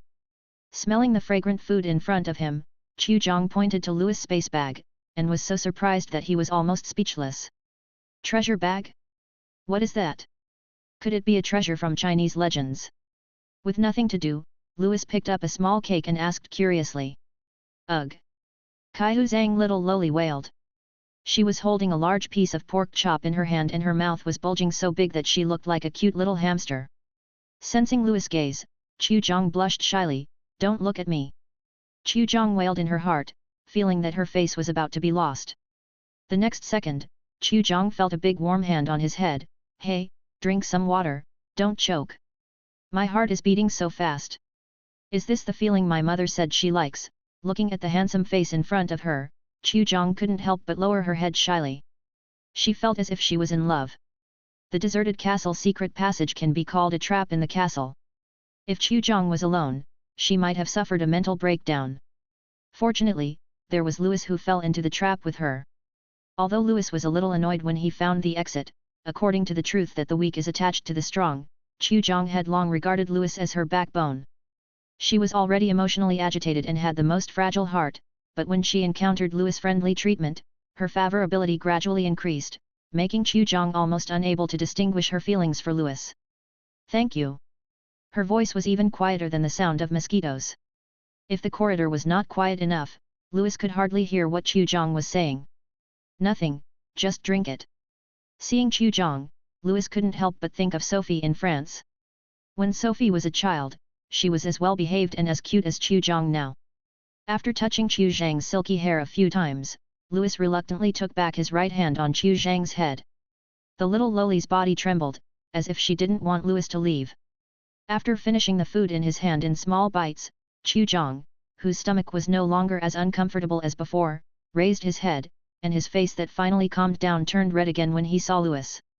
That Chu Jong opened his mouth timidly, and after meeting Louis' eyes and quickly looking away, he said tremblingly, "The treasure bag is the treasure in Grandpa's story. It contains 36 magic weapons and countless delicious food." Chu Jong opened her green and jade fingers, and every time she said something, she put down one finger and told Louis all her memories about the treasure bag. The more Louis listened, the weirder his face became. There were 7 badass elves jumping down from the mountain and using different magics, as well as the Tsing-Yi witch who was the owner of the treasure bag. "Isn't this the plot of the second part of Calabash Baby? Have you eaten enough?" Louis asked with a smile after packing up the picnic cloth and throwing all the remaining food and garbage to the edge of the aisle. Chu Jong lowered her head and hummed. The family education inherited from China made her more like a classical lady, and she had no opinion in front of the people she liked. However, after Kai Chang has attended Hogwarts for a few years and has been influenced by Western independent education, she will probably become the very independent and judgmental Kai Chang in the original work. "How about we go around a few more times, just to digest after the meal?" Louis suggested. He wanted to see if his inference was correct. Chu Jong hummed again, stood up and prepared to jog to keep up with Louis as before. But he didn't expect that Louis would walk very slowly this time. Just as he said, he was doing some exercise after cooking. Chu Jong thought about it and walked side by side with Louis. Looking at the time on their watches, they walked for more than half an hour.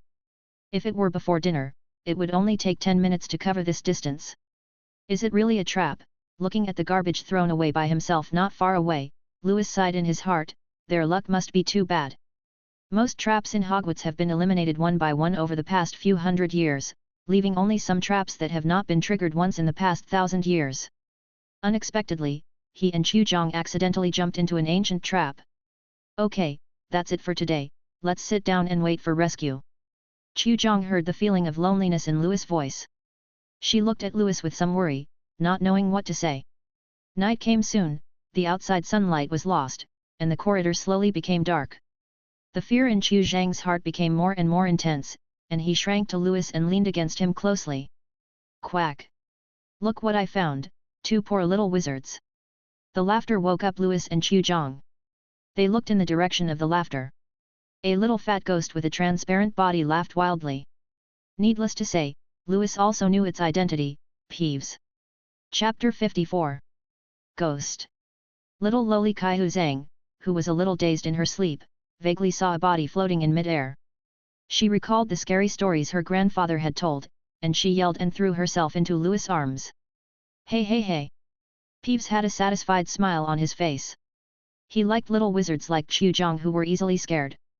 "Don't be afraid, I'm here for everything," Louis said comfortingly, combing Chu Zhang's slightly dry hair. "It's so warm and safe in Louis' arms." After a brief period of fear, the fear in Chu Zhang's heart slowly receded, replaced by shyness and satisfaction. After all, she was a wizard living in Hogwarts, and she had seen various ghosts as early as the day of the school banquet. Ah, the poor little guy can't get out. How about you beg Lord Peeves and I can take you out when I feel better? Peeves said seductively, while snickering in his heart. He, when you have served Uncle Peeves well and are expecting me to take you out, I will tell you the truth, that is, Uncle Peeves doesn't know how to take people out. The expressions on their faces must be very funny at that time, and Peeves suddenly looked forward to the desperate expressions on Louis and Cho Chang's faces after a while. Louis, how about? Chu Zhang tugged at Louis' sleeve, trying to get Louis to stand up and agree to Peeves' conditions. Ignore it, its name is Peeves, and it is the most annoying ghost in Hogwarts. I don't know how many people have been deceived by it. Holding Cho Chang in his arms, Louis quietly looked at the expression on Peeves' face and said, "The best way to deal with a ghost like Peeves who likes to play tricks on people is to provoke him into doing things for him." As Louis expected, the smile on Peeves' face disappeared. "Poor little wizard, since you don't want to beg Uncle Peeves, then you can stay here until you die of old age." Leaving behind a harsh word, Peeves suddenly disappeared into the corridor just as he came. It can pass through solid walls at will, and is currently inside the stone wall where Louis is leaning against, hoping to wait until they fall into a state of collapse before coming out to play tricks on them.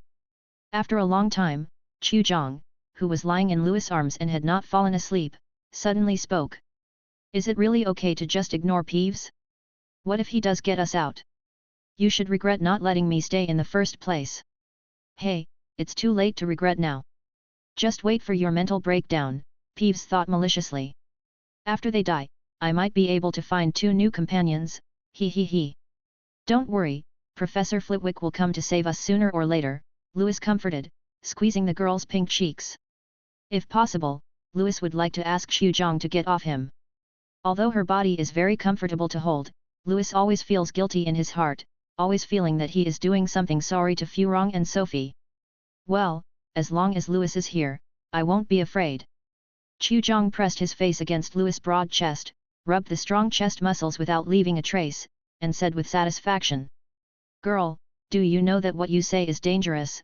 For a moment, Louis couldn't find the words to refute. If his tone was too harsh, Chu Zhang would be frightened, but if his tone was too soft, it would have no teaching meaning. As for whether he really couldn't find it or didn't want to find it, only Louis knew it in his heart. Seeing how happy Louis and Cho Chang were, Peeves felt as bitter as a lemon in his heart. He was jealous of the relationship between Louis and Cho Chang. Hey, the great Peeves is back again. Have you thought clearly about whether you want to please me or stay here to die?" Peeves put his hands on his hips and ignored his annoying face. The rest of it looked pretty cute. "Just you." Louis began to get excited. "Can you use magic to take us out? Can you find the exit here? You have nothing and you still want to lie to me."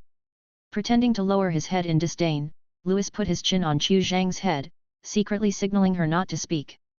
Louis was afraid that Chu Zhang was too innocent and would expose the truth of the matter. You. How do you know I can't use magic? Lord Peeves is so powerful." Peeves clasped his hands on his chest, and some of the panic in his heart didn't show on his face. In terms of acting skills, Peeves has never been afraid of anyone. If it were Chu Zhang, he might have tricked Peeves into doing strange things long ago, but it happened to fall in love with Louis. He had known about Peeves' reborn person when he read novels in his previous life. "Then why don't you cast a magic spell for me?" Louis raised an evil smile on his lips, which made Peeves feel numb in his heart. He knows such shitty magic. "Okay, what Mr. Peeves just said was all a lie to you. Are you satisfied?" Peeves quickly adjusted his mentality, but he still felt unhappy in his heart. It is ready to find an opportunity to take revenge on Louis and let Louis experience the feeling of being ridiculed. "Hey! You don't know that you are just for the little liar, as Louis said." Chu Zhang suddenly turned to face Peeves, causing a lot of wounds to his young mind, which was only a few 100 months old. Well done. If Peeves hadn't still been in the aisle, Louis would have really wanted to hold Cho Chang and play with her for a while. So what, it's better than some unlucky guy who can use magic but is trapped in the aisle and can't get out. Peeves was so angry that he seemed to be a little too angry, but that was not important, as long as he was sure that Peeves was angry. When in a state of anger, he will usually do things that he usually doesn't dare or don't want to do. There is also a time when Peeves should be easily persuaded during this period. Lewis just needs to find a reason to ask Peeves to help, preferably a bet, so that Peeves will be willing to do the work for him. Now, let's make a bet. Let's bet on whether you can let us out. If you can, I will lose. If not, when the professor finds us, I will go find the ghosts in the college and talk about Peeves. Little secret. The plan is a bit rough, I hope Peeves doesn't see what he wants, Lewis thought silently in his heart. If he was seen through, he would have to use the next plan. Haha, you don't think Lord Peeves will be fooled? Just wait here for the college professor. Peeves saw through Lewis's mind at a glance. Didn't he just want Lord Peeves to save them? Don't even think about it. It doesn't matter. Lewis, after Peeves left, Chu Jong took Lewis' hand and asked, thinking that Lewis must be very disappointed. Sorry, I was too anxious. If I had been more cautious, maybe it would have gone to the professor. Lewis' face was full of disappointment. Chapter 55. Peeves, who was hiding in the dark, looked at the disappointed expression on Lewis' face and felt so happy. Hey, let's see, don't call it Peeves anymore, call it a coward. As he spoke, Lewis looked at the surrounding stone walls without trace. He was sure that Peeves was not far away and could hear the conversation between him and Kai Hu Chang. Chu Jong was stunned, but quickly reacted after Lewis' prompt. That's right, we will call him a coward from now on.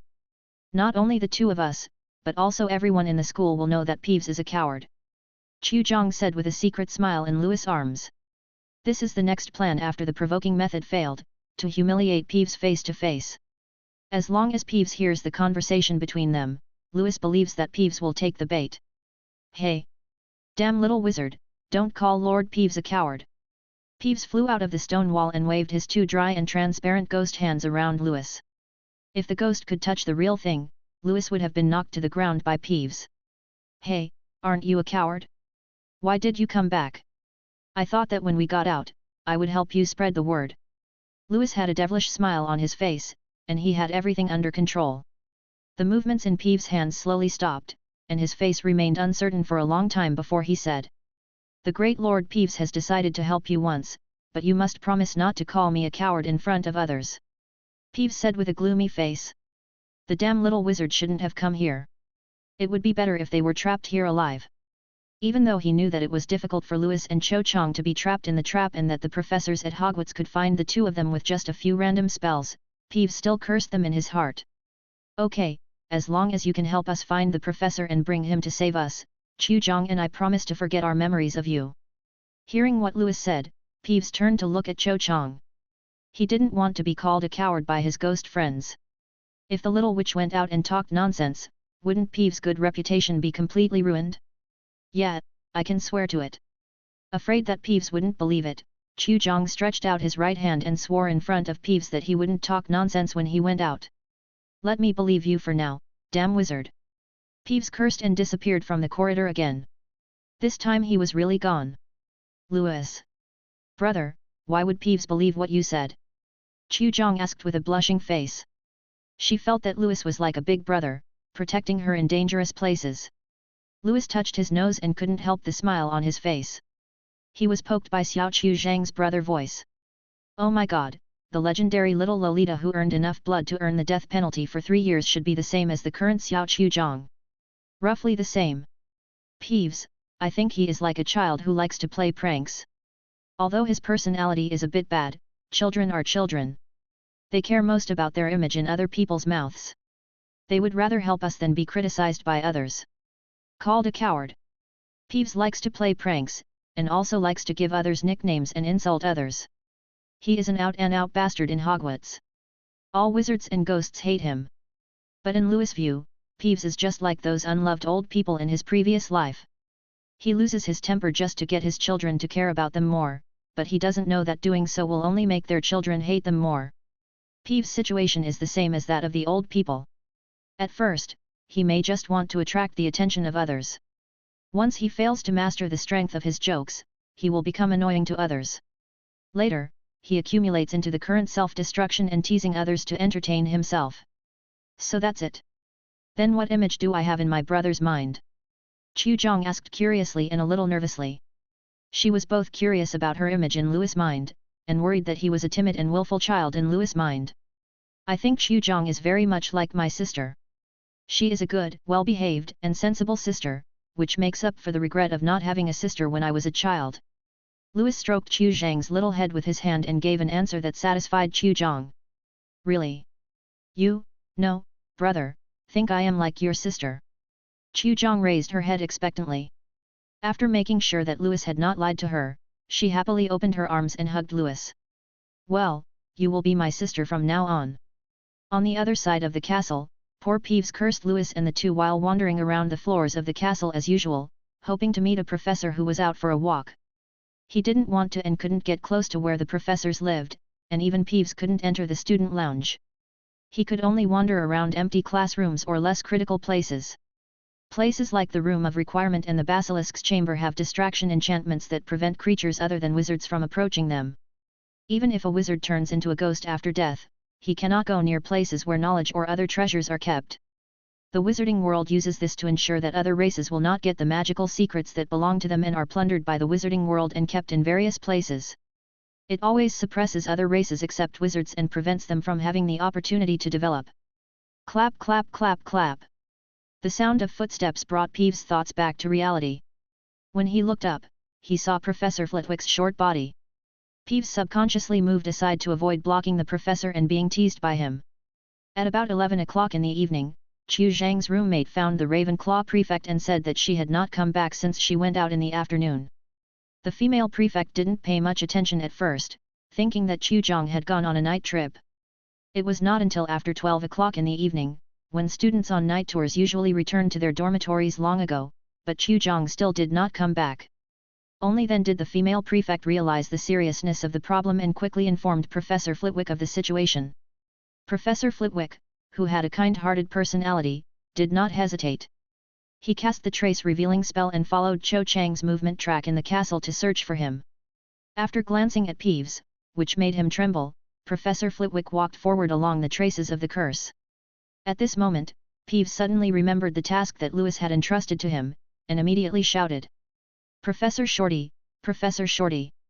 Professor Flitwick turned his head fiercely, looking at Peeves with murderous intent in his eyes.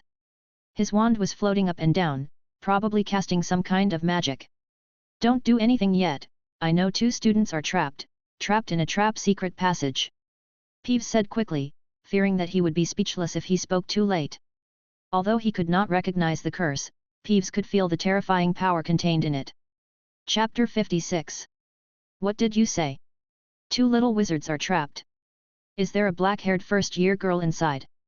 Professor Flitwick asked with a frown as he dispersed the spell in his hand. He didn't expect Chu Zhang to be trapped in a trap, and he didn't expect that the reason why Peeves stopped him was that he found that the 2 little wizards needed help.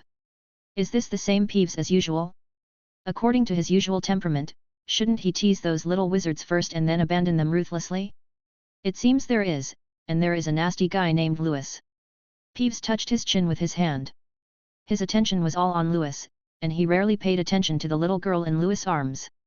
Take me there quickly. Professor Flitwick put his wand back into the wand pouch under his wrist and waved to Peeves to lead the way. Peeves led Professor Flitwick to where Louis and the 2 were trapped, got into the corridor, looked at Louis and Cho Chang who were sleeping soundly, returned to Professor Flitwick and said. They're still in there, the little black-haired witch and the nasty wizard. The trap appears. Professor Flitwick pulled out his wand and cast a spell that made the trap appear automatically. Only when he found the location of the trap could he unlock the trap. It seems that this is not the place where the trap is triggered. After a long time, there was no change on the wall. Professor Flitwick had a possibility in his mind, suspending the energy supply to dissipate the spell. Peeves, please go in and help me wake up the 2 little guys inside, and ask them where they entered the trap. Please, the professor actually wanted to ask me for help. Headless Nick and Bloody Baron didn't help the professor either. It seems that I, Peeves, am the best. Peeves was extremely satisfied. Professor, please wait a moment, I will wake them up right away. The corridor was quiet, with no noise other than Louis' slight snoring. Even when Peeves and Professor Flitwick were talking, the sound did not reach the corridor. So when Peeves entered again, Louis and Cho Chang slept soundly until Peeves shouted several times before waking Louis up.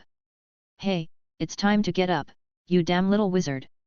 Lord Peeves has been busy outside all night. You're lucky to have gone to bed long ago. Louis, who was wandering between waking and unconscious, vaguely heard Peeves' sharp and harsh complaints, and gradually opened his eyes. It's you, Peeves. What's wrong at this late hour? Louis was still a little confused, forgetting the task he had given Peeves before going to bed. What's going on? Peeves yelled, including all kinds of slang and curse words in the wizarding world, letting out all his unhappiness about working for Louis at once. It's so noisy. Can you please keep it down a little bit? After being disturbed, Chu-Jong transformed into an angry girl, picked up the leftover wizard soda from a late-night snack and threw it at Peeves.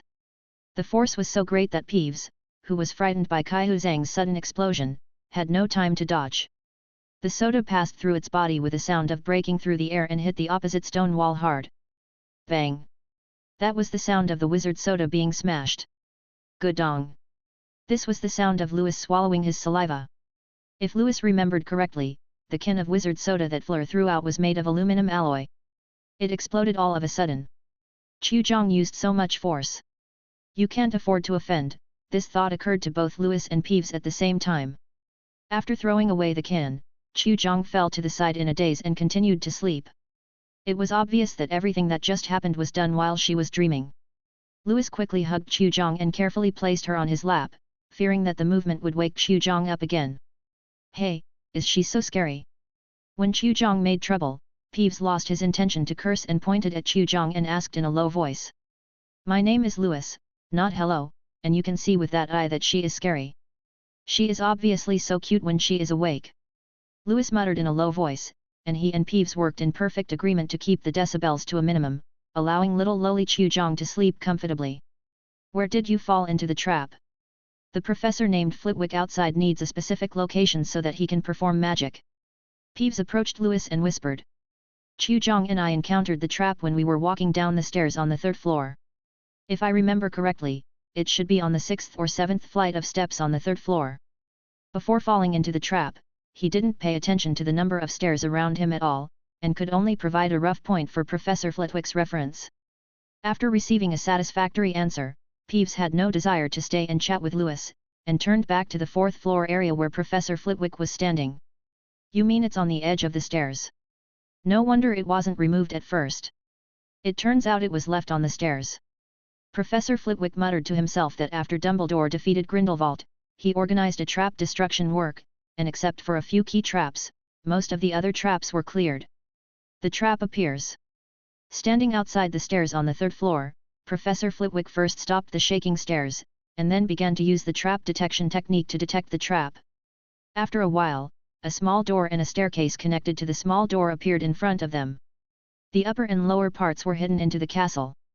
Louis and Chu-Jong were in the corridor inside the small door. Easily removing the spell on the door, Professor Flitwick opened the door and walked towards where Louis was with Peeves. Along the way he also saw a pile of overflowing garbage. It seemed that they had already had dinner, and the appearance of garbage was obviously good news for Professor Flitwick.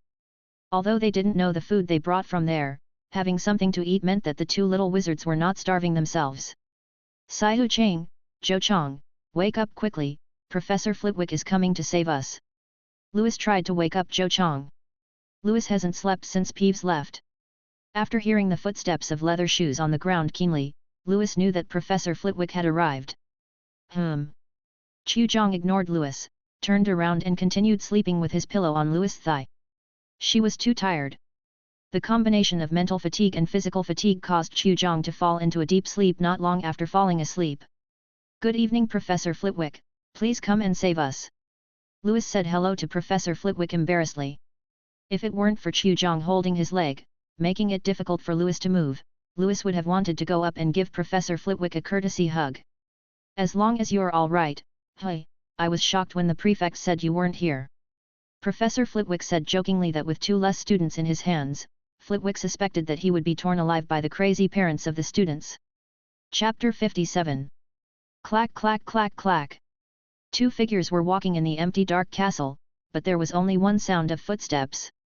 Looking carefully, one of the figures was actually suspended in mid-air. Those who are timid may be frightened when they see this scene, thinking that they have entered a ghost movie scene, but Lewis, who is walking in front of Peeves, feels nothing. Professor Flitwick was still dealing with the trap, and he wanted to break it before dawn to prevent the little Ravenclaw wizards from accidentally falling in. "Hey, wizard boy, don't forget what you promised me." Peeves suddenly stopped. This was his limit. If he went any further, he would be hurt by the magic on the lounge. "Okay, Chu-Jong, and I will definitely not tell anyone." Lewis turned around and looked at the twisted expression on Peeves' face. "I'm going back first, remember to protect yourself and the little girl behind you from now on." After saying that, Peeves floated towards the stairs where he came from at a sprint speed. Lewis was stunned for a moment. He didn't expect Peeves to care about him. "You too, my friend." By the time Lewis shouted these words, Peeves had already disappeared, and I don't know if he heard it. "Why are you running so fast?" "Oh, let's talk to Peeves again next time we meet him." Lewis yawned and walked to the lounge with Chu-Jong on his back.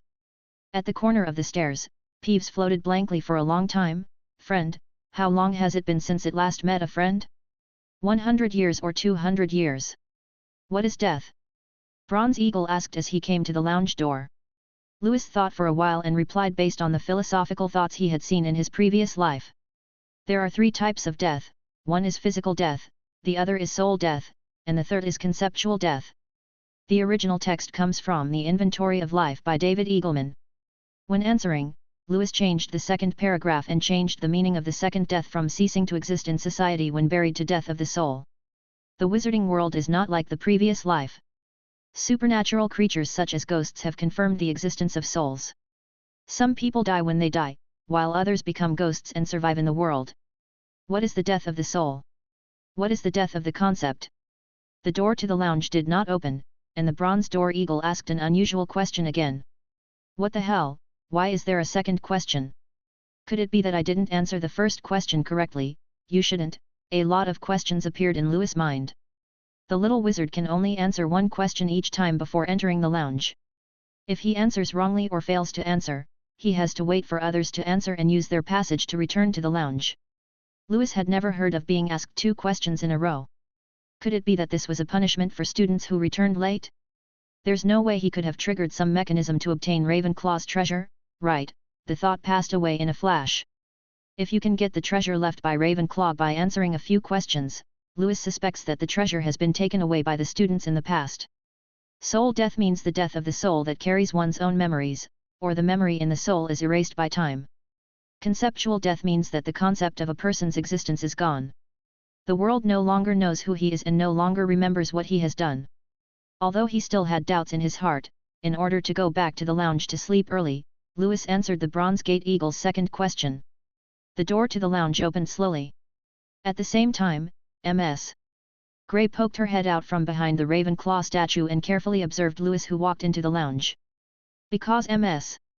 Grey hid very well, and because Lewis' attention was entirely focused on the female prefect lying on her side on the sofa in the lounge, Lewis did not notice Ms.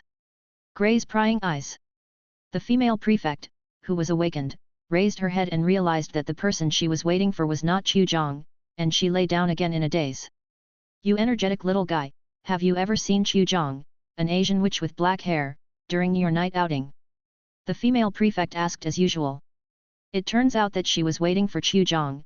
A flash of understanding flashed through his heart, and Lewis felt a certain affection for the female senior in charge. "She was on my back and had already fallen asleep."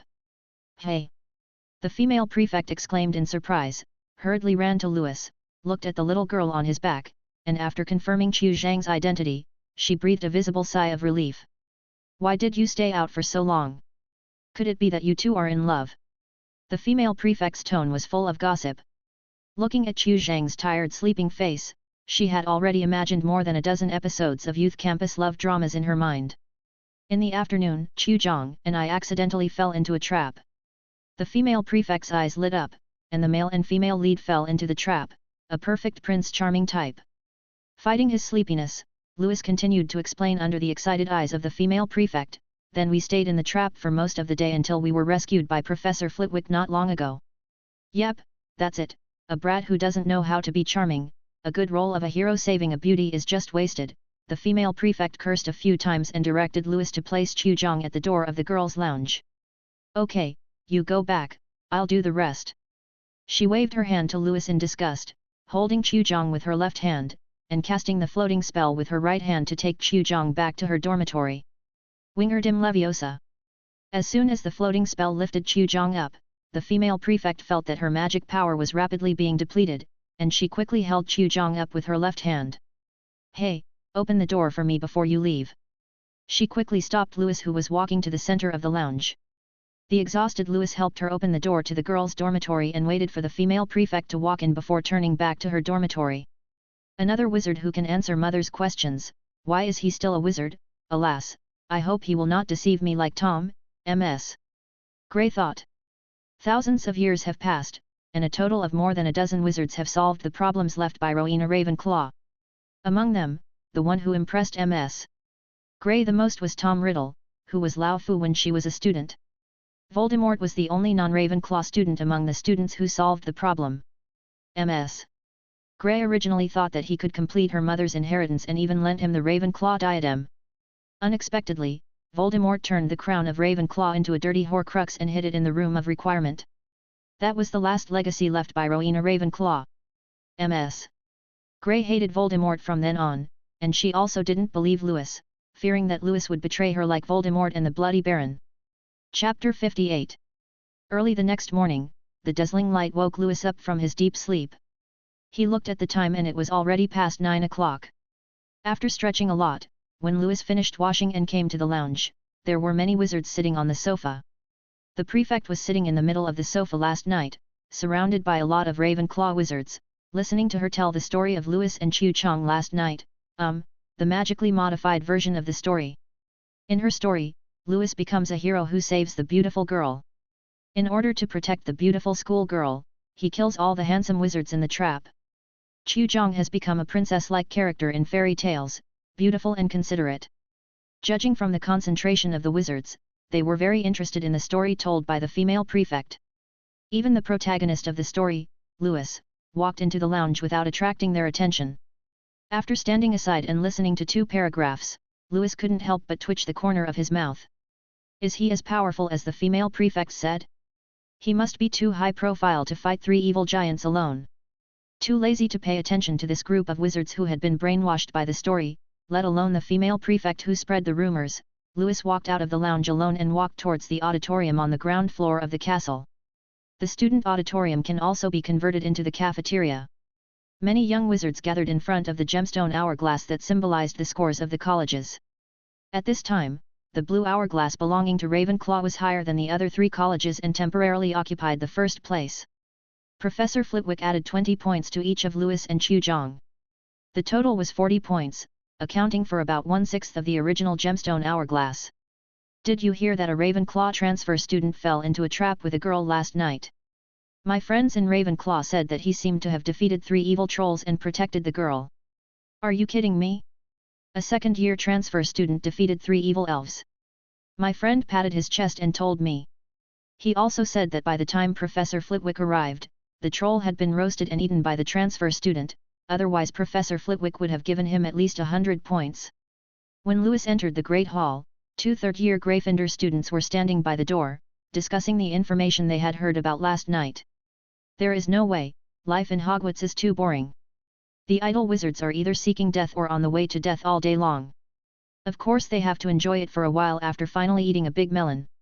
The auditorium gradually became quiet, and dozens of pairs of eyes were on Louis, reminding him of last September, when he was misunderstood by the house elves that he would eat house elves. I was also in the cafeteria at that time, and I was stared at by everyone in the cafeteria, but there were more Beauxbatons students than Hogwarts students. Is he just the transfer student who fought 3 giant monsters alone? He doesn't look very good. A wizard said sourly. Not to mention 3 giant monsters, I'm afraid he won't be able to deal with even 1 giant monster. Ignoring the sounds coming from around him, Louis walked to the edge of the table expressionlessly and sat down. The food was automatically delivered to Louis, and he ate it in front of the other wizards. Why are the events of last night also being spread here? Unlike the calm look on his face, Louis thought frantically in his heart. After a while, Chuzhong walked into the cafeteria with a flushed face. His eyes searched the cafeteria for a while, and soon locked on Louis. Chuzhong trotted to Louis. When she woke up early in the morning, Chu Zhang heard her roommates talking about what happened last night. Her roommates pestered Chu Zhang and kept asking her about the small details in various stories. Even if Chu Zhang tried her best to explain, her roommates would not listen to her and kept talking to themselves about many issues that made Chu Zhang blush. Let's change places, there are too many people in the cafeteria, Louis suggested to Chu Zhang after breakfast. Yet, Chu Zhang nodded up and down. She also felt that the cafeteria was too noisy. Everyone's eyes were on her and Louis, which made Chu Zhang very uncomfortable. The two of them took a small path to the Black Lake. The number of wizards here was much smaller than that in the cafeteria. There were only a few wizards on the spacious lake shoreline. I didn't do anything extraordinary last night, right? Chu Zhang asked impatiently just after he sat down. Ever since he woke up this morning and found that he had no memory of coming out of the trap and returning to the dormitory, Chu Zhang began to get nervous about this problem. Recalling the incident of Chu Zhang accidentally smashing the soda bottle, Louis decided not to tell Chu Zhang, lest Chu Zhang become angry and do something bad. Of course not. You have been very good since you fell asleep last night. You just slept like a pig, and I didn't wake you up even after I called you for a long time. Chu Zhang looked shy, and although he slept like a pig, he didn't do anything to ruin his image, which was good news. Well, she is a girl after all. How can she be said to look like a piglet? Chu Zhang said with feigned anger. It didn't look like a joke between classmates, nor did it look like a flirting drama between lovers. It looked more like a younger sister acting coquettishly towards her older brother. Louis was so cute by Xiao Kaihu Zhang's appearance, he grinned and said, okay, Xiao Kaihu Zhang is the cutest. I was wrong. Can I apologize to you?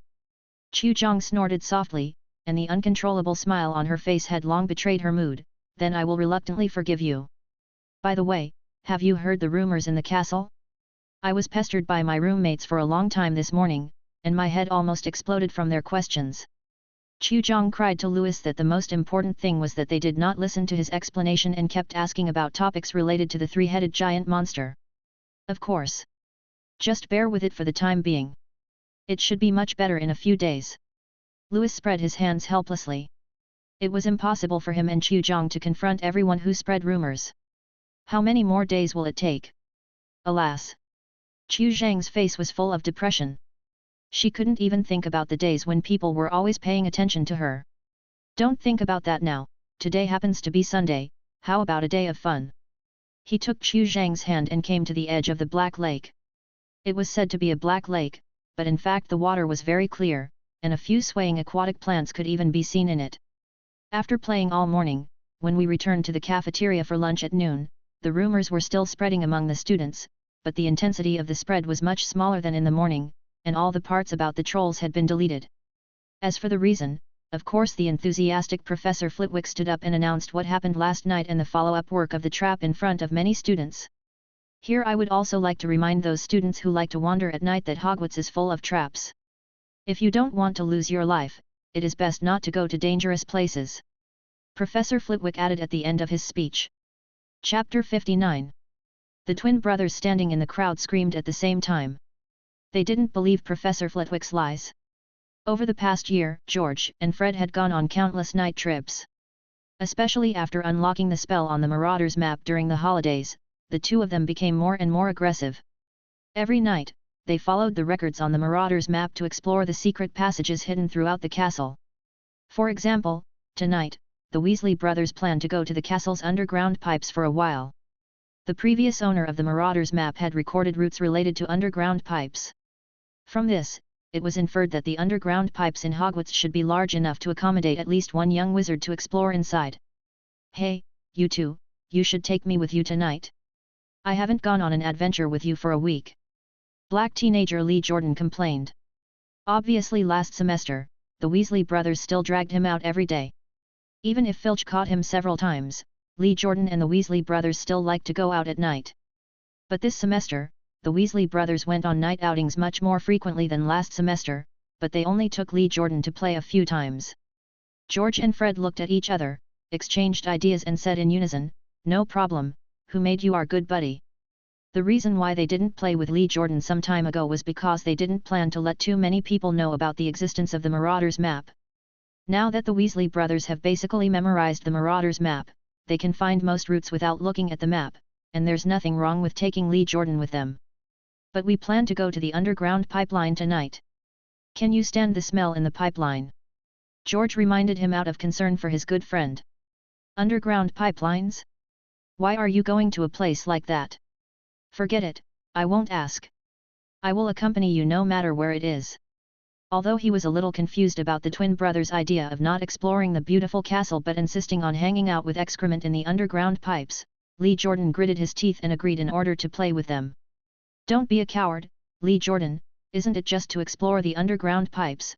When we come back from our adventure, our reputation will definitely be much higher than that guy named Louis, Lee Jordan cheered secretly. Lee Jordan was jealous of Louis's fame, and he was even jealous of the twin brothers' fame in the academy. Just like Ron in the Harry Potter trio, he is not famous in the college, but his good friend is a big celebrity in the college. The black boy next to the Weasley twins, the African-American wizard with strange hair, except for Lee Jordan's friends, most of the other wizards call him the above two terms. At 7:30 in the evening, most wizards had already gone back to the lounge, and only dozens of night tour enthusiasts were still holding on in the huge castle. Louis is one of the night walkers. About 10 minutes ago, Louis learned from the chat of several eaglets that they met Peeves on the way back to the lounge. Based on their past experiences of being teased by Peeves, they originally wanted to cover their ears and quickly pass through the area where Peeves was. But this time, Peeves was as quiet as a fake Peeves, letting the eaglets walk past him. The boys' bathroom on the second floor of the castle is where the eaglets meet Peeves and is also the destination for Louis' night outing. If I could make Peeves my friend and let him help me spread the news, it would probably be a lot easier for me to move around in Hogwarts. Walking down the empty aisles, Louis mentally considered the benefits of being friends with Peeves. As Peeves has been in the castle for hundreds of years, has a way of thinking, and can freely travel through the walls, his understanding of Hogwarts is probably better than the Marauders map. It seems that the twin brothers found the Marauders map from Filch's drawer. At this point in time, I wonder if they have gotten the Marauders map and took a chance to look at it in Filch's office. If the Weasley brothers haven't taken away the Marauders map yet, Louis will have to keep it for them for a while until he has memorized all the secret passages in Hogwarts or made a copy of the road map before giving the Marauders map to them. Return the map. Try not to change the content of the original work, find an opportunity to ask Dumbledore's secret, and immediately run back to France. Oh, let me go. Louis was daydreaming about the happy life after returning to France, when suddenly the solace of his feet became empty, and his whole body slid underground at the call of Mother Earth. Which unscrupulous thing moved the sewer opening away and didn't move it back to cover it? Damn it! Smelling the faint odor coming from the surrounding pipes, Louis cursed loudly as he slid down the pipe. At the same time, Fred, who was wearing a plastic spacesuit, sneezed loudly. He felt as if someone was talking about him. Are you okay, Fred? George turned around and asked in a concerned tone. They were at a connection between pipes. The huge space was enough to accommodate a dozen wizards. Lee Jordan stood not far from George and Fred, wearing the same plastic spacesuit. Just when Fred was about to say something, Louis' screams came from the pipe mouth where they came from, making Fred feel slightly guilty, because he was the one who moved the sewer mouth away. Did you all say that you need to cover the sewer openings? It's fine now, maybe you've tricked someone else.